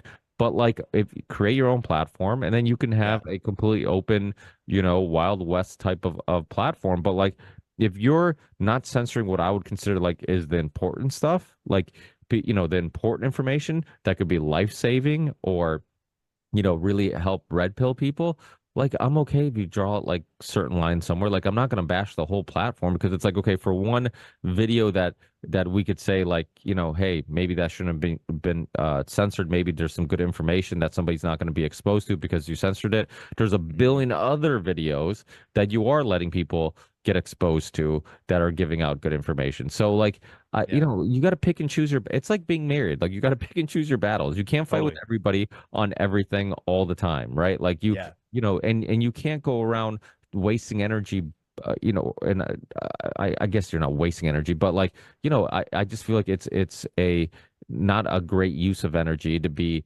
bashing platforms for little things that you don't agree with when for the most part like they're not the enemy. And the reason why these platforms are needed and necessary are because there's other platforms that are truly censoring and controlling people, and so yeah, I mean, I'm concerned about all the alternative media infighting. The fact that Yeah. Yeah. It's they annoying. It's annoying. it, it's it's annoying, but it's also going to cause, the same way they divide and conquer the normies and the masses to get people to point the finger of each other and not really point the finger of who's really to blame for their issues. Like I feel like we're doing the same thing now, like where it's like we're pointing the finger at like Rumble and Twitter for not completely being a platform, and we're pointing the finger at Rumble because where they're getting their funding. We're pointing the finger at whoever other band video, because we think Alex Jones doesn't talk about Israel enough, even though he had Nick Fuentes on the show and he had an open debate with him. He had somebody else, I forget who it was, that where he had hours of debates with these guys, and Yay. they seemed honest, right? They seemed Yeah. like like Alex Jones is like, okay, this is my stance, but I'm open to hear yours. I'm open to like listen to Totally. like your argument. And like that's what we should all be doing. And what we should be doing is celebrating the fact that he's actually having people on that he disagrees with and says, "Hey, I'm letting you spew your perspective on my platform. I have this huge platform. I'm letting you make your arguments on my platform. And if your arguments are well made and if your arguments are better than mine, I'm also aware that like I might lose some of my listeners to your arguments, but yet I'm willing to do it because I actually want to get the truth. To me, that's a sincere thing. And like you were saying, we need more of that. People who want to come together to actually reach truth and not just, spew their opinions. Yeah. Well, I think another big thing about it is like, on the other side, like the progressive left, like all them, like they have this unified front, basically. Like they like the infighting isn't as crazy. In fact, it's kind of we laugh at them when they like cannibalize one of their own, when they attack one of their own. And it's like, oh, look, there's nobody safe. But it's like, they have this, to their credit, they're very organized. They have this unified front against anything that even slightly deviates from their worldview. And but they're so regimented. It's like, okay, these are the accepted views. And if you hold all these accepted views, like the NPC meme, it's like the this is the thing of the day that I care about or whatever it is, right? As long as you're in that club, then like you're safe and protected, right? Because they have this moral high ground against everything. Anyway, it's a whole nother topic. It's like, but because of the fact that we're just more critical thinkers, and we think outside the box, and we have robust opinions, and we do vary, like we refuse to fall into like these camps and this group think and the hive mind mentality, right? And so we're just naturally less inclined to kind of come together and congregate as like a collective, right? And being like, okay, so this is the view, this is what we have, and we're going to attack anybody that holds a different view. So really what we need, I think, is what I'm trying to say on our sides. We just need one figure that we can direct all of our hate and animosity towards and all unite around our opposition to that one. He could be orange, he could be purple, I don't know. Just like some sort of figure that we can all rally around being in opposition to, and then it'll unite all truthers, right? There we go. We just need one fit. because that's what happened with them, right? They saw the orange man and they're like, oh, well, yeah. I mean, so as long as we're all opposed, like we might see things a little bit differently, but as long as we're all opposed against the orange man, then we're all on the same team. And it's a brilliant little strategy that they did is they really created this like straw man, like this edifice of Donald Trump that they can all rally behind being against. And like that's what unified the whole movement in opposition, right? And so we just need like a character or something that we can all come together and be like, yes, okay, well, you might think that there were no planes on 9/11, and you might think that there was like, explosives, and you might think that there was like nanothermite, and it's, or you might think that there's direct energy weapons. Like, yeah, so we all have different opinions on that, but we all agree that we hate this thing or this person over here. So let's all just come together and rally around that. It's like, but see, the way, and I'm being facetious because like the way we naturally think, like we don't operate under like in that way. And so it's harder for us to like really lay some of the differences aside because like to us, like this is life and death stuff. Like to us, this is like when I have a belief about something, it's like it can be life and death stuff. And it is hard to change my mind. And it's like I try to stay open to it, but it's like, I've had some debates with somebody recently around like particularly one of them was the Dr. Paul Thomas study about the office visits. You know what I mean? The number of office visits for vaccinated kids versus unvaccinated kids, and and that's always been like a go-to study that we refer to because it's like, look, I mean that's the only data point is that like vaccinated kids have more office visits, like sometimes like 10-1 in all of these different like autoimmune conditions that are being tracked. Like it's a very in your face, blatant thing. And the person I was talking to was like, yeah, but if you think about it, and this person is like a friend who's like pro-vax, and it's like, they're cool people, and it's whatever. We have a different, type of relationship outside of like the truther community or whatever. And we were just having this conversation that came up pretty organically, and I brought up this data point, and like this person actually was familiar with that study, and I was like, oh, really interesting. And so their view was like, well, even arguing from the opposite side, the argument was like, well, generally parents who vaccinate their kids are probably a little more hyper vigilant around the health, like probably more like almost to the point of being like hypochondriac, maybe something, right? And trusting the medical establishment a lot, and we're more inclined to bring their kids in for office visits, whereas the parents who don't vaccinate the kids probably don't like the medical establishment to begin with and will do everything in their power to not take their kids to the doctors unless it's absolutely vitally necessary, right? And I was like, yeah, that is interesting. So the argument this other person was making is like it's not a very good control experiment. And there could be other factors involved. And so you can't just attribute it all to that. And I think it's a powerful study, don't get me wrong, but I thought that I was like, that is a good point. I will concede that that is a very, very good point. So, Yeah, no, you know what I mean? and that is a valid point. And you know what? Yeah.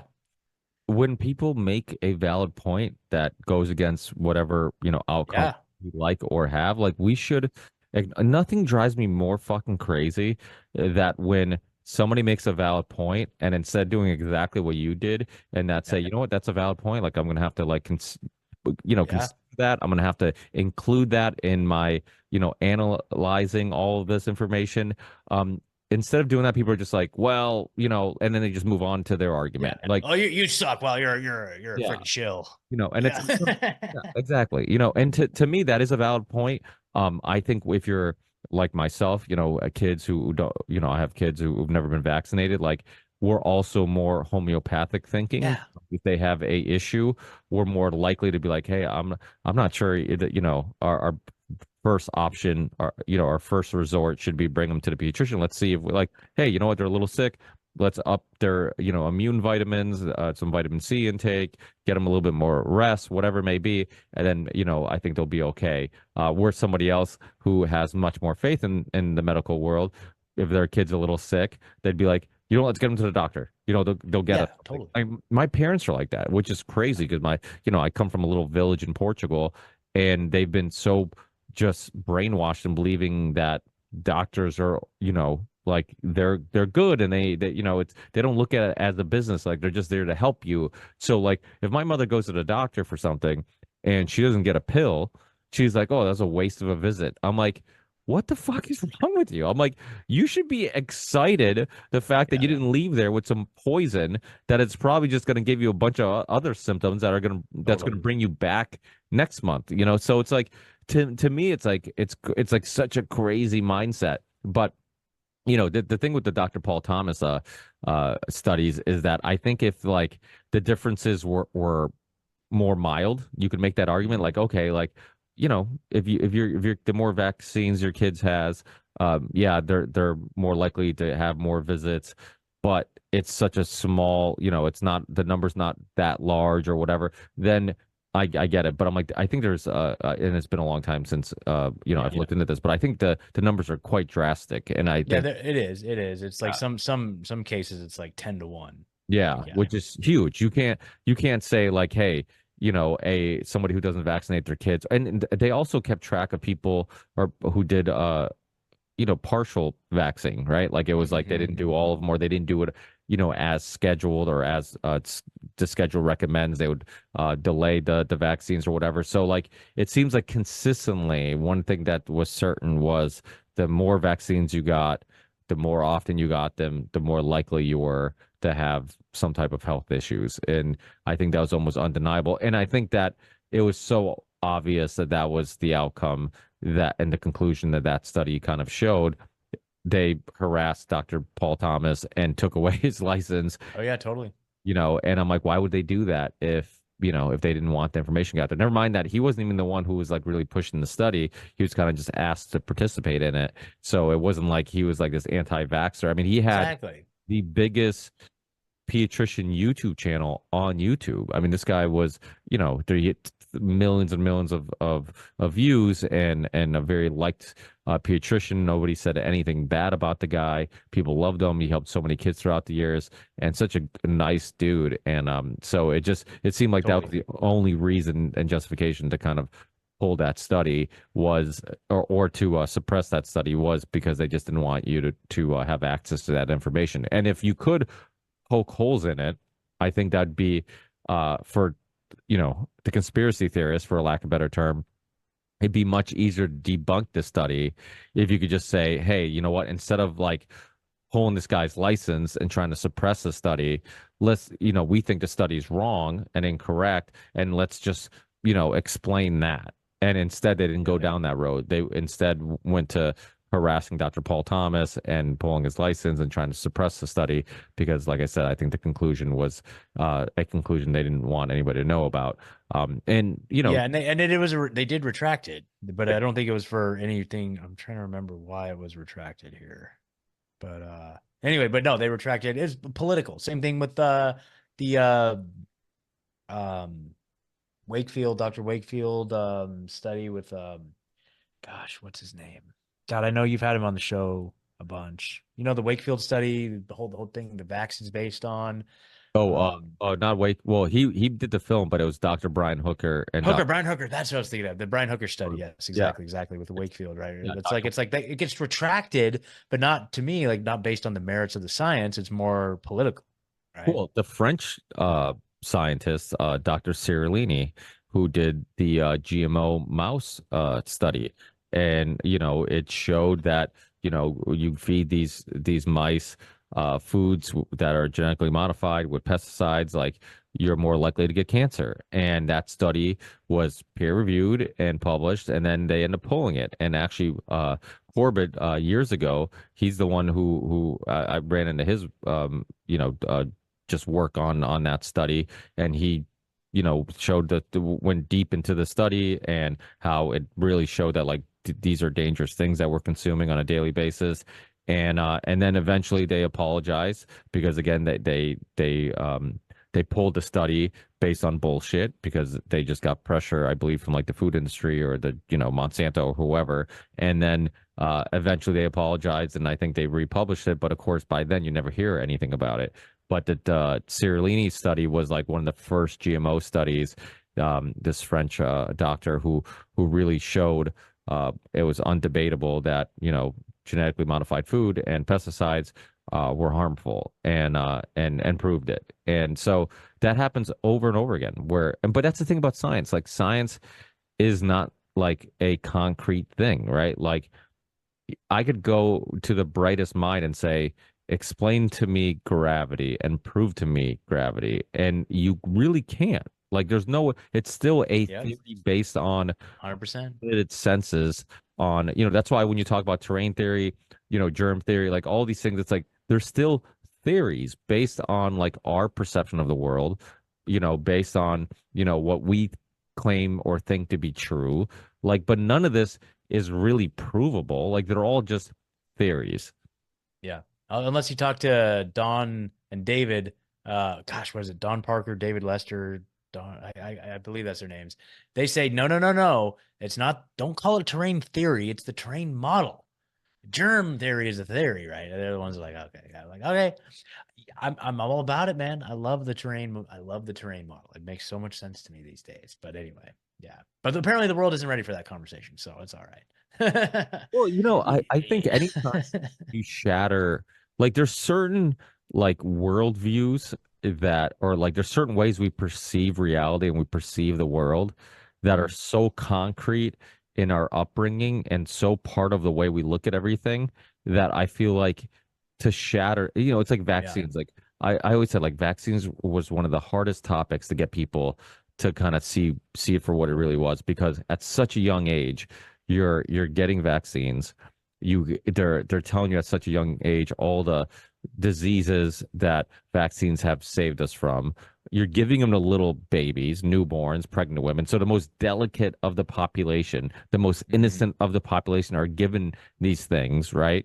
And so you would think like there's no way you would give pregnant women vaccines. There's no way you would give a newborn a vaccine if it wasn't safe. Like if so like to me, it's like, it's little by little, you don't even realize it, but little by little, that's like molding your worldview on vaccines. Like Oh, totally. you go to a hospital, you see a baby get vaccinated, everybody gets the flu shot, it's like, to me, it's just like, it's, everybody who goes to school, for the most part, has to get vaccinated.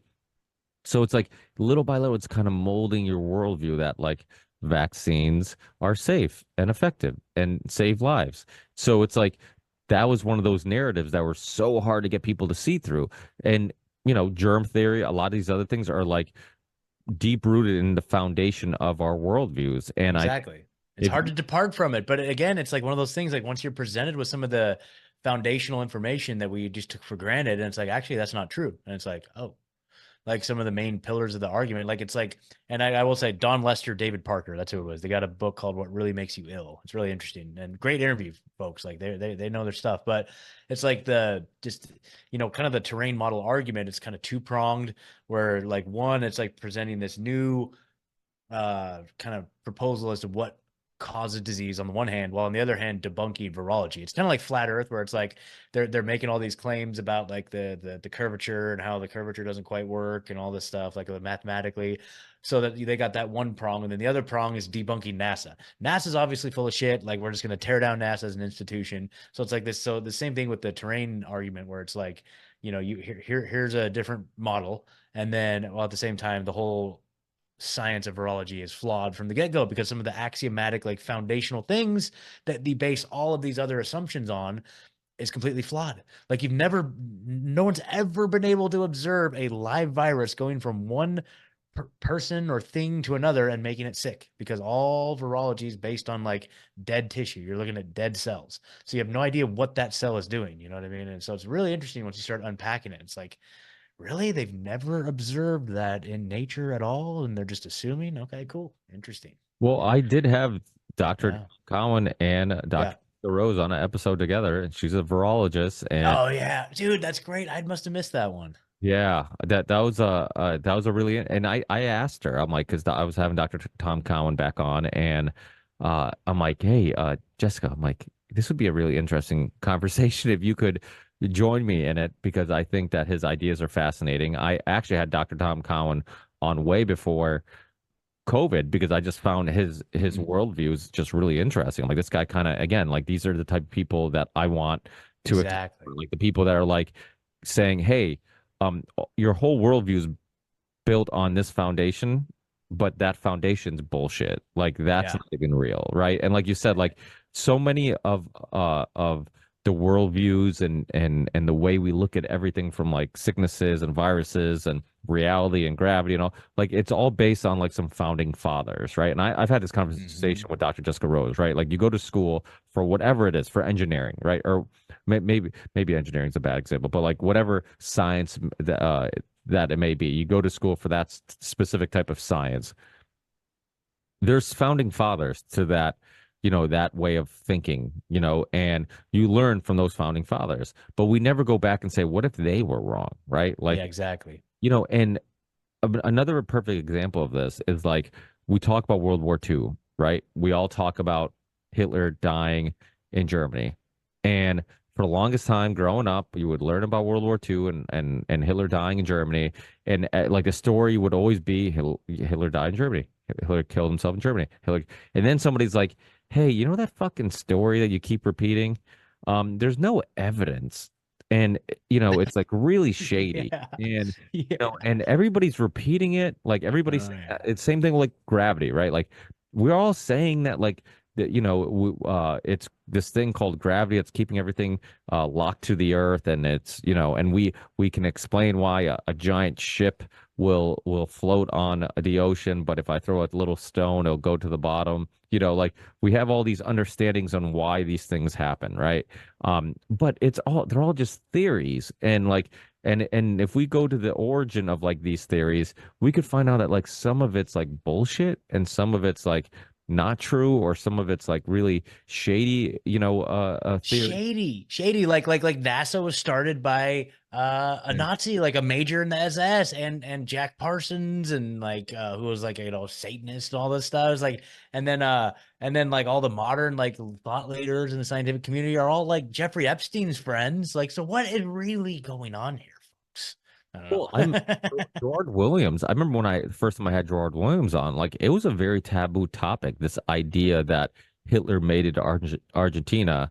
And it was something that like no mainstream historian even pondered on. I remember like first, reading about Pearl Harbor and like the fact that they knew it was going to happen. They decoded, the messages, and they knew that they had reason to believe that the stuff was going to happen. I know a good friend of mine, Ed, who's a Vietnam vet, and this guy was like the farthest thing from a conspiracy theorist. But I remember asking him, I'm like, "What do you think about Vietnam? Like, or Pearl Harbor? Like, do you think, they knew it was going to happen?" And he's like, "Absolutely." He's like, he told me that there was he had friends over there.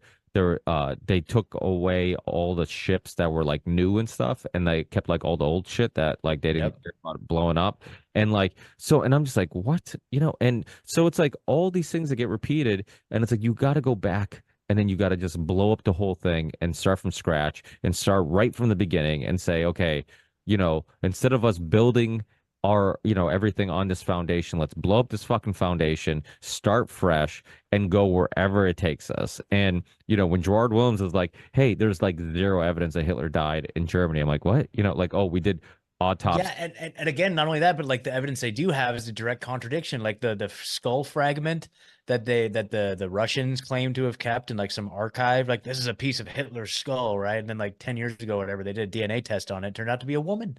He was a part of that DNA Yeah. test. Gerard Yeah. Williams was a part of that. Oh, okay. He actually with the History Channel or Nat Geo, whoever it was, that he went over there and they actually did DNA tests. Like you said, it was a woman. There was no male Well, bone. now another explanation of that, Owen Benjamin is this funny. He did a deep dive. I don't know. I remember watching like a year ago where he thinks Hitler was a woman, like a transgender woman. Like it's really funny. He's got some theories that are pretty funny. You know what I mean? And that was a good one. So it could have been that Hitler was a woman, right? It's Yeah. either that or it's either Hitler was a woman or escaped to Argentina. Those are your only two choices. Well, if That's it. you look into Gerard Williams, I think he passed away. He was Okay. twice, and he had a book and a documentary called Gray Wolf: The Escape of Adolf Hitler, which you can find online. And Nice. he goes, I mean, he was working for the BBC. He just happened to be in Argentina and finding all these books in Spanish and meeting all these people who are like, yeah, no, there's like, a giant complex of Nazi Germans who live down here. And Argentina's an interesting place because there's a lot of Germans down there. There's a lot of Italians down there. That's why a That's lot what of I them have hear. like Yeah. Italian last names. Maybe some Mussolini fans, maybe some Hitler fans are all down there. It's an interesting place, but he, the fact that like the story could be told over and over again and yet have zero evidence, that shows how you can repeat something over and over again. Nobody goes back to the origin and kind of like tries to debunk it and be like, hey, is this even true? Is like we're basing everything we know on this one theory, but like that's not even true, right? So, Yeah. it was, oh, what was it? It was Tom Segura who had a joke years ago that I heard that like kind of reflected this same issue with us repeating things that aren't true. But he talked about how his dad, they're watching some movie and his dad's like, hey, did you know this guy, this main actor in the movie, the celebrity, he's like, oh, he's gay, right? And he's like, oh, he is? He's like, yeah, yeah, and he's like, so every Tom Segura's like, so every time somebody brought up the celebrity, he's like, it was like my little my little piece of information, that a fun fact. They're like, hey, did you know he was gay? And he's like, he is? And he's like, yeah, and he's like, and we just kept repeating this every time somebody bring him up. He's like, I would repeat like, hey, you know a little fun fact, he's actually gay. And he's like, yeah, oh, he doesn't look gay. He doesn't seem like whatever. And then one day he says it. And his buddy's like, dude, he's not gay. He's like, I was at his wedding. I know his family. I know his kids or whatever, this and that. So he calls his dad up, Tom Segura. He's like, hey, what the fuck? I've been saying this for years that this dude's gay. And he has a family. He has kids. He's not gay at all. And his dad goes, oh, I thought he was gay. Wow. Yeah. See, it's like the game of telephone, right? But it's a funny joke because like that's Yeah. how easy it is to get something repeated and to like get everybody convinced of something. Like when I have friends who say something like, "Are you certain of that?" Like, "Oh, well, I think so." But I'm like, if you're not sure, I'm like, at least include that in the conversation. Like, hey, I'm not sure, but this is what I read, or this is what I heard, or this is what, somebody else said. I'm like, but don't like people who say Yeah. things with certainty and like aren't certain, like drive me fucking crazy. Because I'm like, that's exactly because then I repeat it with certainty because Yeah, of exactly. certainty. You know what I mean? So I'm just gonna starting off everything I say by saying, what would be really fun if it were true?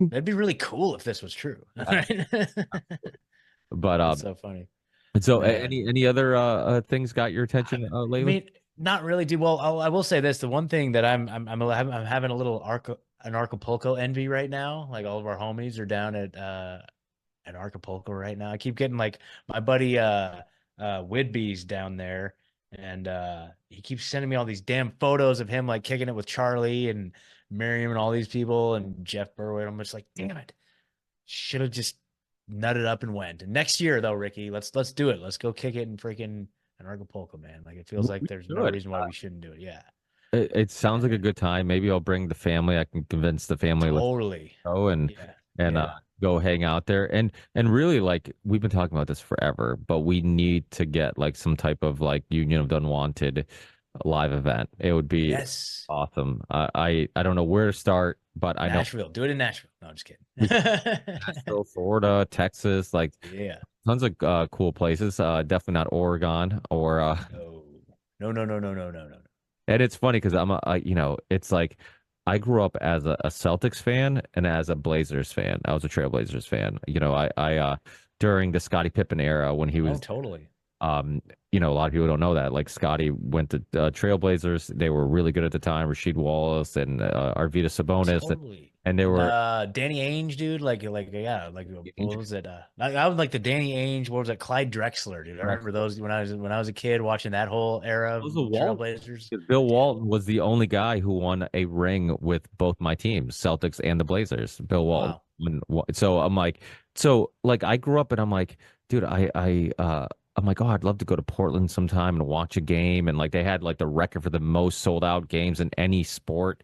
And because there was no other real professional sports in Portland, so like a lot True. of people everybody was a Blazers fan, right? Like if you want to go to a game, like you didn't have a hockey team, you didn't have Yeah, a I don't think that the only other professional sports team I think is they have a professional soccer team now. Timbers, right? Timbers, but yeah, there's no That's it. NFL, no Yeah. MLB. No, it's So crazy. it Yeah, I makes always sense thought that that was people were like weird. hardcore Blazers fans. And the thing is the Blazers and the Celtics had one thing in common. They both hated the Lakers. And the Celtics have historically been a rival of the Lakers. And then you have the Blazers during that Pippen era.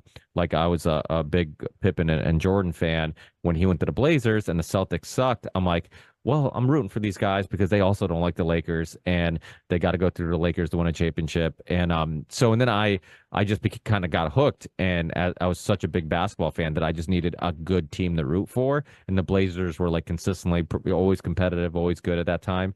And then when COVID happened, I'm just like, fuck, did I pick the worst two cities to be a part of? Like where Yeah. that say Portland or wearing gear that says Boston. I was so embarrassed. Longest time I wouldn't wear Uh, either one. Like I'm just like I'm not yeah. wearing anything that says Boston. I'm not saying anything that says Portland because I'm so embarrassed to like to like represent these cities. I'm like they're like the people have just like let me down. I'm like I want to get the fuck out of this. I was Yeah. like I want to get out of Massachusetts. I'm like I don't want to be here when shit hits the fan. I'm like I never want to go to a Blazers game. Like that was like every year for years and years and years, like since I was probably in my 20s, if I only went to one Celtics game a year, it would be the Blazers Celtics game in Boston because they would only play in Boston once. So I'm like every year I would go to the Blazers Celtics game, and it got to a point where I'm like I don't even want to go to an NBA game. Like fuck the NBA, fuck these two cities, these two Yeah. these two states, and it was really disappointing. Now I must say like as time's gone by and like politics has kind of gone out of a little bit out of sports more than at least it was during COVID. Um, I'm like because the thing is like you look at the Jailblazers, nothing was less Portland than the Jailblazers. Like they were like just they didn't represent the city per se. Because isn't Portland kind of a pretty white city? You had like a team of like Yeah. dudes who weren't from Portland Yeah. who were like tough ass like probably it seemed like people who grew up from the streets and like tough areas, and then you have like the Blazers fans, which was like a lot of like white people who went to like really expensive universities. Yeah. And I'm Do you just ever like, watch? Do you ever watch that show Portlandia? Do you ever watch that show? no, but I heard it was actually pretty good. The first few seasons, like I can't really like. I think they kind of lost steam, but the first few seasons are actually really good and really funny and worth watching. Like I watched them fairly recently. Like I didn't watch them back in the day, but I watched them fairly recently. And I'm like, and it's so like it's such an it's like it's an exaggeration of Portland. You know what I mean? But it's like it's dead on. Like just like that hipster, just kind of just like cringy, just like, oh my god, it's hard to explain, but dude, they nail it. They do a great job. It's a fucking hilarious show. But But man, in but the that's Portland. That is Portland. hipster movement, like there was some Yeah. good things that like I'll tell you what. So I lived in Portland from yeah 2004 until 2011, like when the whole hipster thing was happening, like as it was like emerging, and it was awesome. I had a great time. Portland used to be freaking awesome during that time, during the 2000s, man. Like Portland was the shit. Like the whole idea of like keep Portland weird. Like Portland was great, and then like 2016, oof, the whole state downhill. So yeah, Yeah, because I would always hear like I would see interviews with other NBA players and they would talk about like favorite place to eat or favorite place to go, out of all the cities. And I would hear Portland a lot. And I remember like telling my wife, who was my girlfriend at the time, like, dude, we got to go to a Blazers game. Like I keep hearing like NBA players saying like there's a lot of unique foods and restaurants. And I know you guys were known for like your food trucks and stuff like that. oh yeah, And you could get like awesome food just like around every corner or something cool.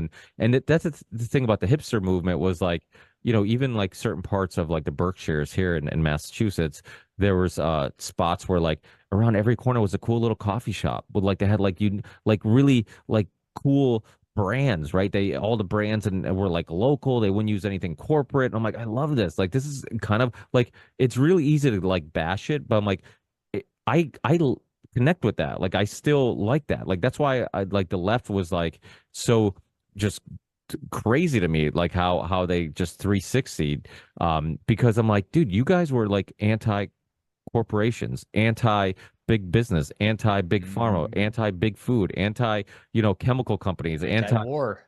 anti war, and now you're trying to like force feed chemicals to everybody by big pharma. Like it didn't make any fucking sense. I'm like, I actually liked like the hipster kind of lefty idea of like, yeah, grow your shit. Like don't, go. I like going to a coffee shop and like I didn't recognize any of the brands. Everything was like local. Everybody, like, oh, this soda company is from like, the next town over, or we get our beans from somebody locally or whatever, and it's like I love that, and it was all this anti-corporation thing. Same thing with like there's a city called Northampton, which is kind of famous for being like super liberal.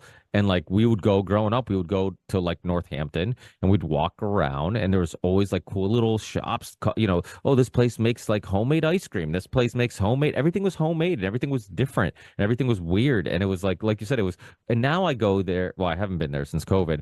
I refuse to, but I'm like, now I feel like if I went there, I'd like vomit. I would just be like, it'd be hard for me to enjoy those things without like seeing the political undertow, right? And like Yeah. without like being like, yeah, but I know your ideologies, and I'm like, and I know how fucking brainwashed you are, and like, Yeah. do you ever see a point in your life where you could go back to like a liberal city and like not see it as a political like propaganda?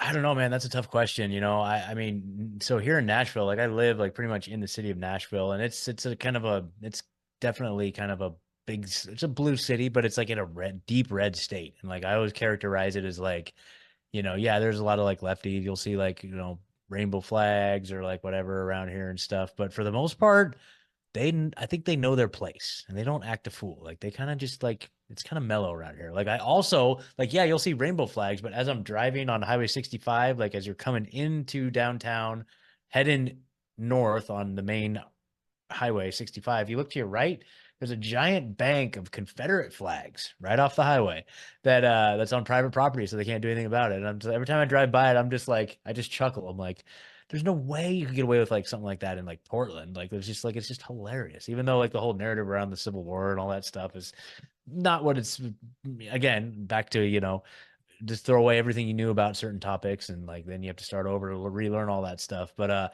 and I think that there's some misrepresentation there, but still the Confederate flag, what it represents in most people's minds, like you can't just have those just flying freely right next to the main highway.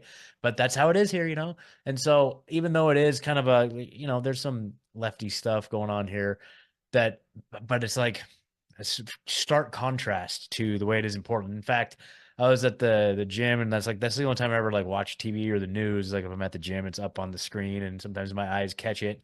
And there was like this big local news story, They're like local homeless camp. Like there's police discovered a homeless camp over in this part of town. Like there's not really like much like you don't really see homeless people around here very much. You know what I mean? Like it's not a thing. I think they just put them on buses and send them out to Oregon. Like not even joking. But like it's like headline evening news when they find like a few homeless people congregating somewhere here, and it's like in Oregon, it's like the town has been completely overrun. Like that's all it is.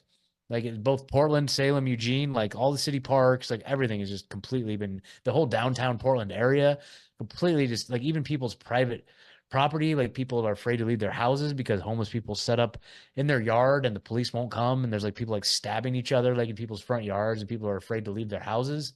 It's like that's what Portland is. But out here, it's like if they see like 5 or 6 homeless people like camping out together, it's like headline news. You know what I mean? It's crazy. So it's a way different culture. Um, it's really interesting out in Oregon, especially during 2020 and stuff. I remember just reading all the headlines. Like every day it was like, and I'm sure you can relate to this in Massachusetts. Like you read the headlines of like some new law they're trying to pass or some new whatever, some new thing going to the legislature. And it's just like, oh my God, are you kidding me? Like it's just like makes me sick to my stomach. Like I can't believe they're actually trying to do that. That's so crazy. But and it's just so demoralizing. Like Oregon was just the worst with that. It was just day after day. Kate Brown is doing this. Governor Kate Brown is doing that. It's just like no.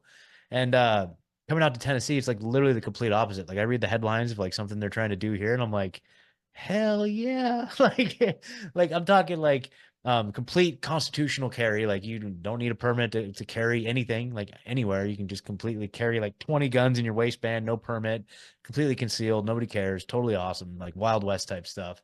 They like defunded Planned Parenthood, made abortion illegal, which I mean that's a whole topic for another day probably, but I have definitely thoughts on that. But anyway, and then like mRNA meat, they like prohibited mRNA meat, and just the other day I saw somebody was trying to say, didn't I see some like actually no, it was Shelby. Shelby was saying how Shelby from Unjected was like, Let me uh, let me use yeah, the restroom real quick, oh yeah, totally, and then we'll finish this thought, and then we can close up. But okay, perfect, let me just pause it. So you were right talking on. about Shelby, the Yeah. Well, so basically, I was just going down the laundry list of all of the different like laws that they could just keep just crushing out here in Tennessee. And like, Shelby was like, "Didn't I see some legislation how they're like passing some thing about vaccines and kids?" Like, of course, like in most people's minds, like every time there's some vaccine bill that comes through with kids, it's always like an affront on our freedom or something like that.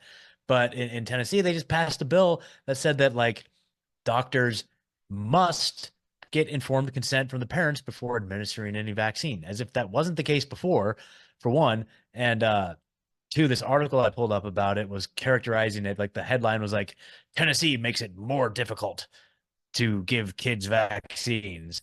And it's like, oh, you mean by actually including the parents in the conversation about what they're injecting their kids with? Like you're trying to say that's a bad thing. So anyway, so it's just really funny because most people's minds are like, and so anyway, it's just fascinating. Like it's just like one thing after another. Tennessee is just like on fire, dude. Like I just love it. So it's pretty awesome. So it's a very rare, weird thing to be in a place where like it's like, yeah, I can get on board with this. So like even though like Memphis and Nashville are kind of like the blue hubs of the state, like it's just like a deep red state, and it's just like just kind of manifests in the culture here and stuff. So even in a blue city, like kind of to answer your question, like the thought of living in a blue city in a blue state, like I don't think I could ever do that again, man. Like having had a taste of like what it's like even being in a blue city in a red state, it's like these these these people like they kind of know their place. Like out in Oregon, they run the place. Like if they find out you're a conservative, like they'll like shoot you in the street or burn your house down if they can get away with it. You know what I mean? But out here, it's like no. They kind of know their place. They know what's up. I wish we lived in a world where we could just differ in opinion, Yeah. but we could all live together, right? And we could all like respect each other's opinion. Yep. There's such hatred for people who have different points of views, and even I'm notorious and guilty for some of that, where Oh it's yeah. like there's certain people that during COVID, I'm just like, dude, like I know we're around each other and we're all civil and like we're friendly, and it seems like it never happened. But in the back of my head, knowing, like, I know people when I was like going to the school board meetings and I had a petition for, removing masks at school. There was another person who went against me and did a petition to continue masking in school. And I Mhm. had friends of mine and just people I knew, not but people who were like, extended family and people that were, I would consider friends that I saw signed the other petition and never once brought it up to me, never talked to me about it, never like wanted to have the conversation. But I'm just like, did you think I wasn't gonna know? And like, so it's like people like that. I'm like, you know what? If shit hits the fan, I don't know if I can, if I can trust you or if I can like Mhm. pretend like like that stuff didn't happen because now I know like if shit hits the fan, like you're real friendly and you're my friend until like it gets hard to be friendly and be my friend. And then, you pick a team or you'll turn your back on me real quickly. And so it's I almost feel like before COVID we lived in a world where it's like, okay, we can just be around people we disagree with. We can have a friendly debate, but it wasn't, like earth shattering. Like it Yeah, I it know. wouldn't affect your personal relationships with each other. You could have friends that were liberals. You could have friends that were conservatives. You could, poke fun of them. Oh, he's a libtard or he's a Yeah, crazy Christian or whatever, like, totally. and you could have, and we could all kind of hang out and kind of like whatever. But I think what we come to realize was that like these issues that we kind of just saw as like just things that we disagreed on or things that, we had different points of views on the world, that they are important things. They're not just things that you debate. But when we're talking about the way society should work or what's really important or what should be enforced or not enforced, like those silly debates become serious debates. Yeah, no doubt. Man, I completely agree. I wish, well, let's just figure out a way that we can all, and I guess it just comes from each one of us, right? We just have to practice patience and acceptance in a healthy way, not like the whole like the this the DEI version of like acceptance and inclusivity and all that crap, but like actual truly just like, hey, I'm willing to let you have your beliefs and let me have my beliefs and let's just go on our separate ways. Cool.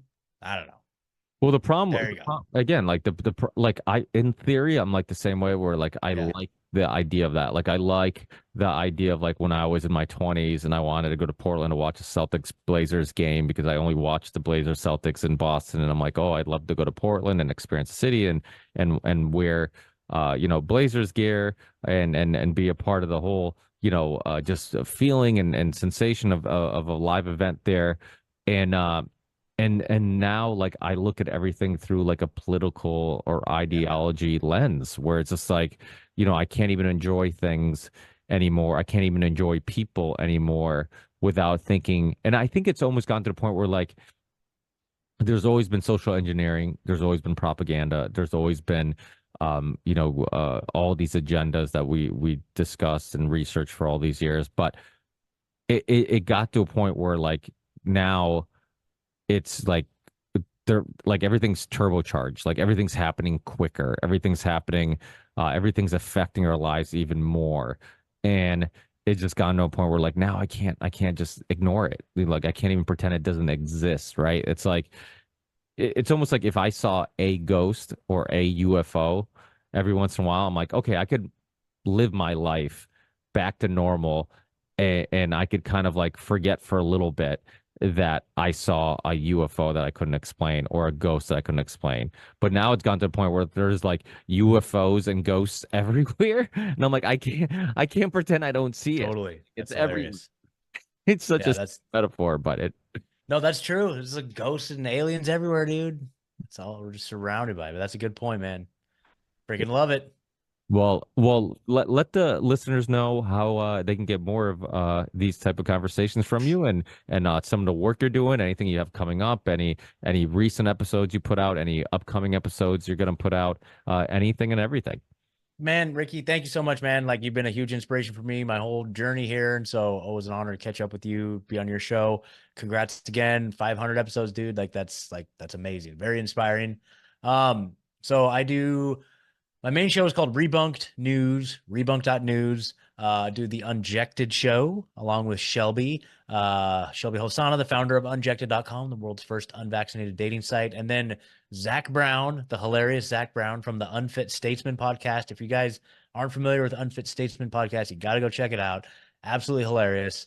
Like he's just like, yeah, if you need that edgy comedy fix and you can't quite get it anywhere else, Zach's the dude. And so the Unjected shows every Friday night at 8 o'clock Eastern.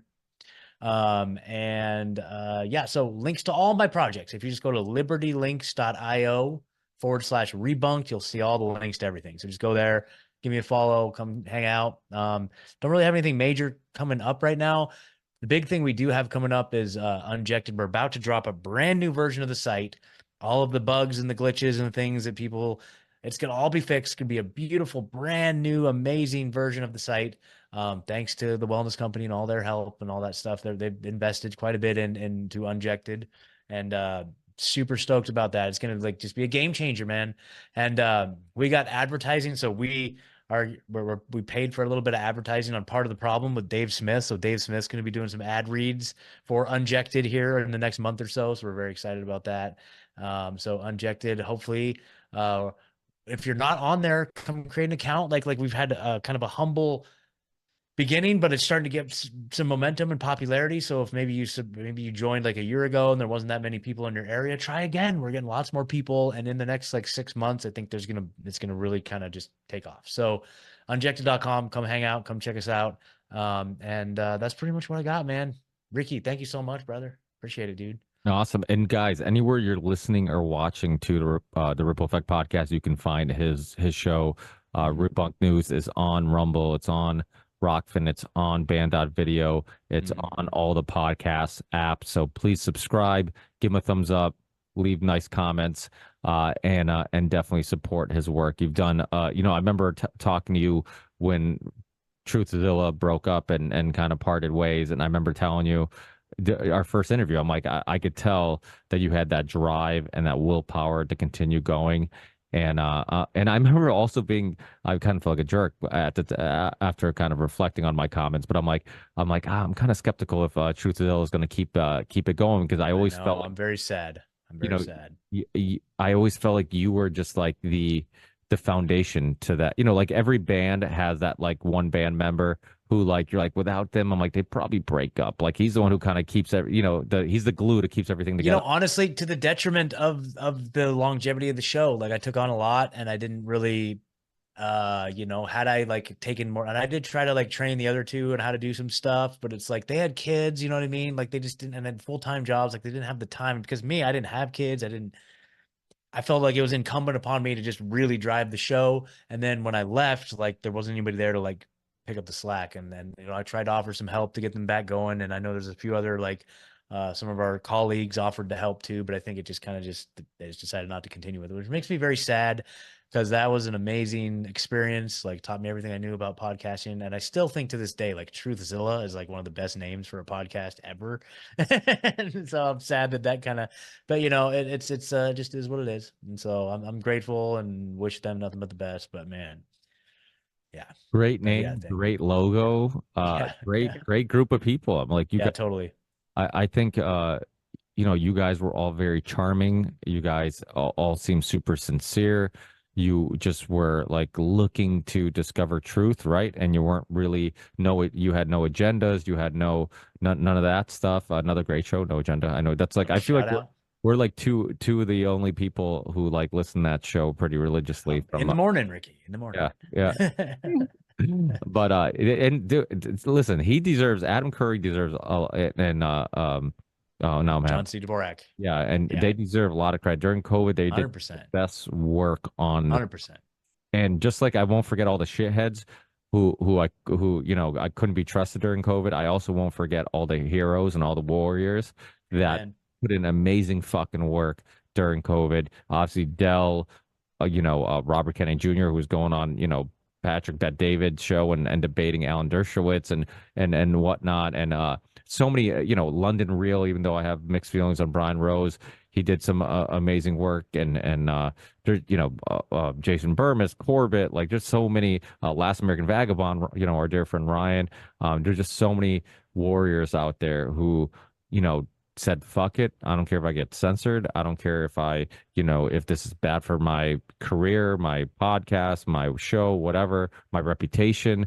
I'm gonna speak truth, and I'm gonna do what I think is right. And I think hopefully people appreciate that. I am a little bit wary that a lot of the alternative media community, our listeners and stuff like that, like during COVID, I think really there was a height in appreciation for our work, and I feel like that's like dwindled a little bit. Like at that time, I feel like a lot of people were reaching out and not even just talking about my show, but they would reach out and talk to me about everybody's show and just like how important it is to have us out there and let them know they're not crazy and to show them the perspectives from the censored voices and all this stuff. And hopefully people, continue to appreciate our work to that level and understand that like, hey, you know what, like support these content creators. Support, I've talked about it before, like, and the one thing I love about Scott is that he doesn't just put out amazing work. He's a cheerleader for everybody else. Like you are truly happy when other people in the community do well. And I love Hell that. yeah. I'm the same way, like I love seeing other, like, you talk about like, oh, why do I deserve to be on Band.video first? It's like, dude, like I never looked at it that way. I always looked at it like that's fucking awesome that Scott's on there. Like I I was was very self-conscious about that. I was like, oh shit, yeah.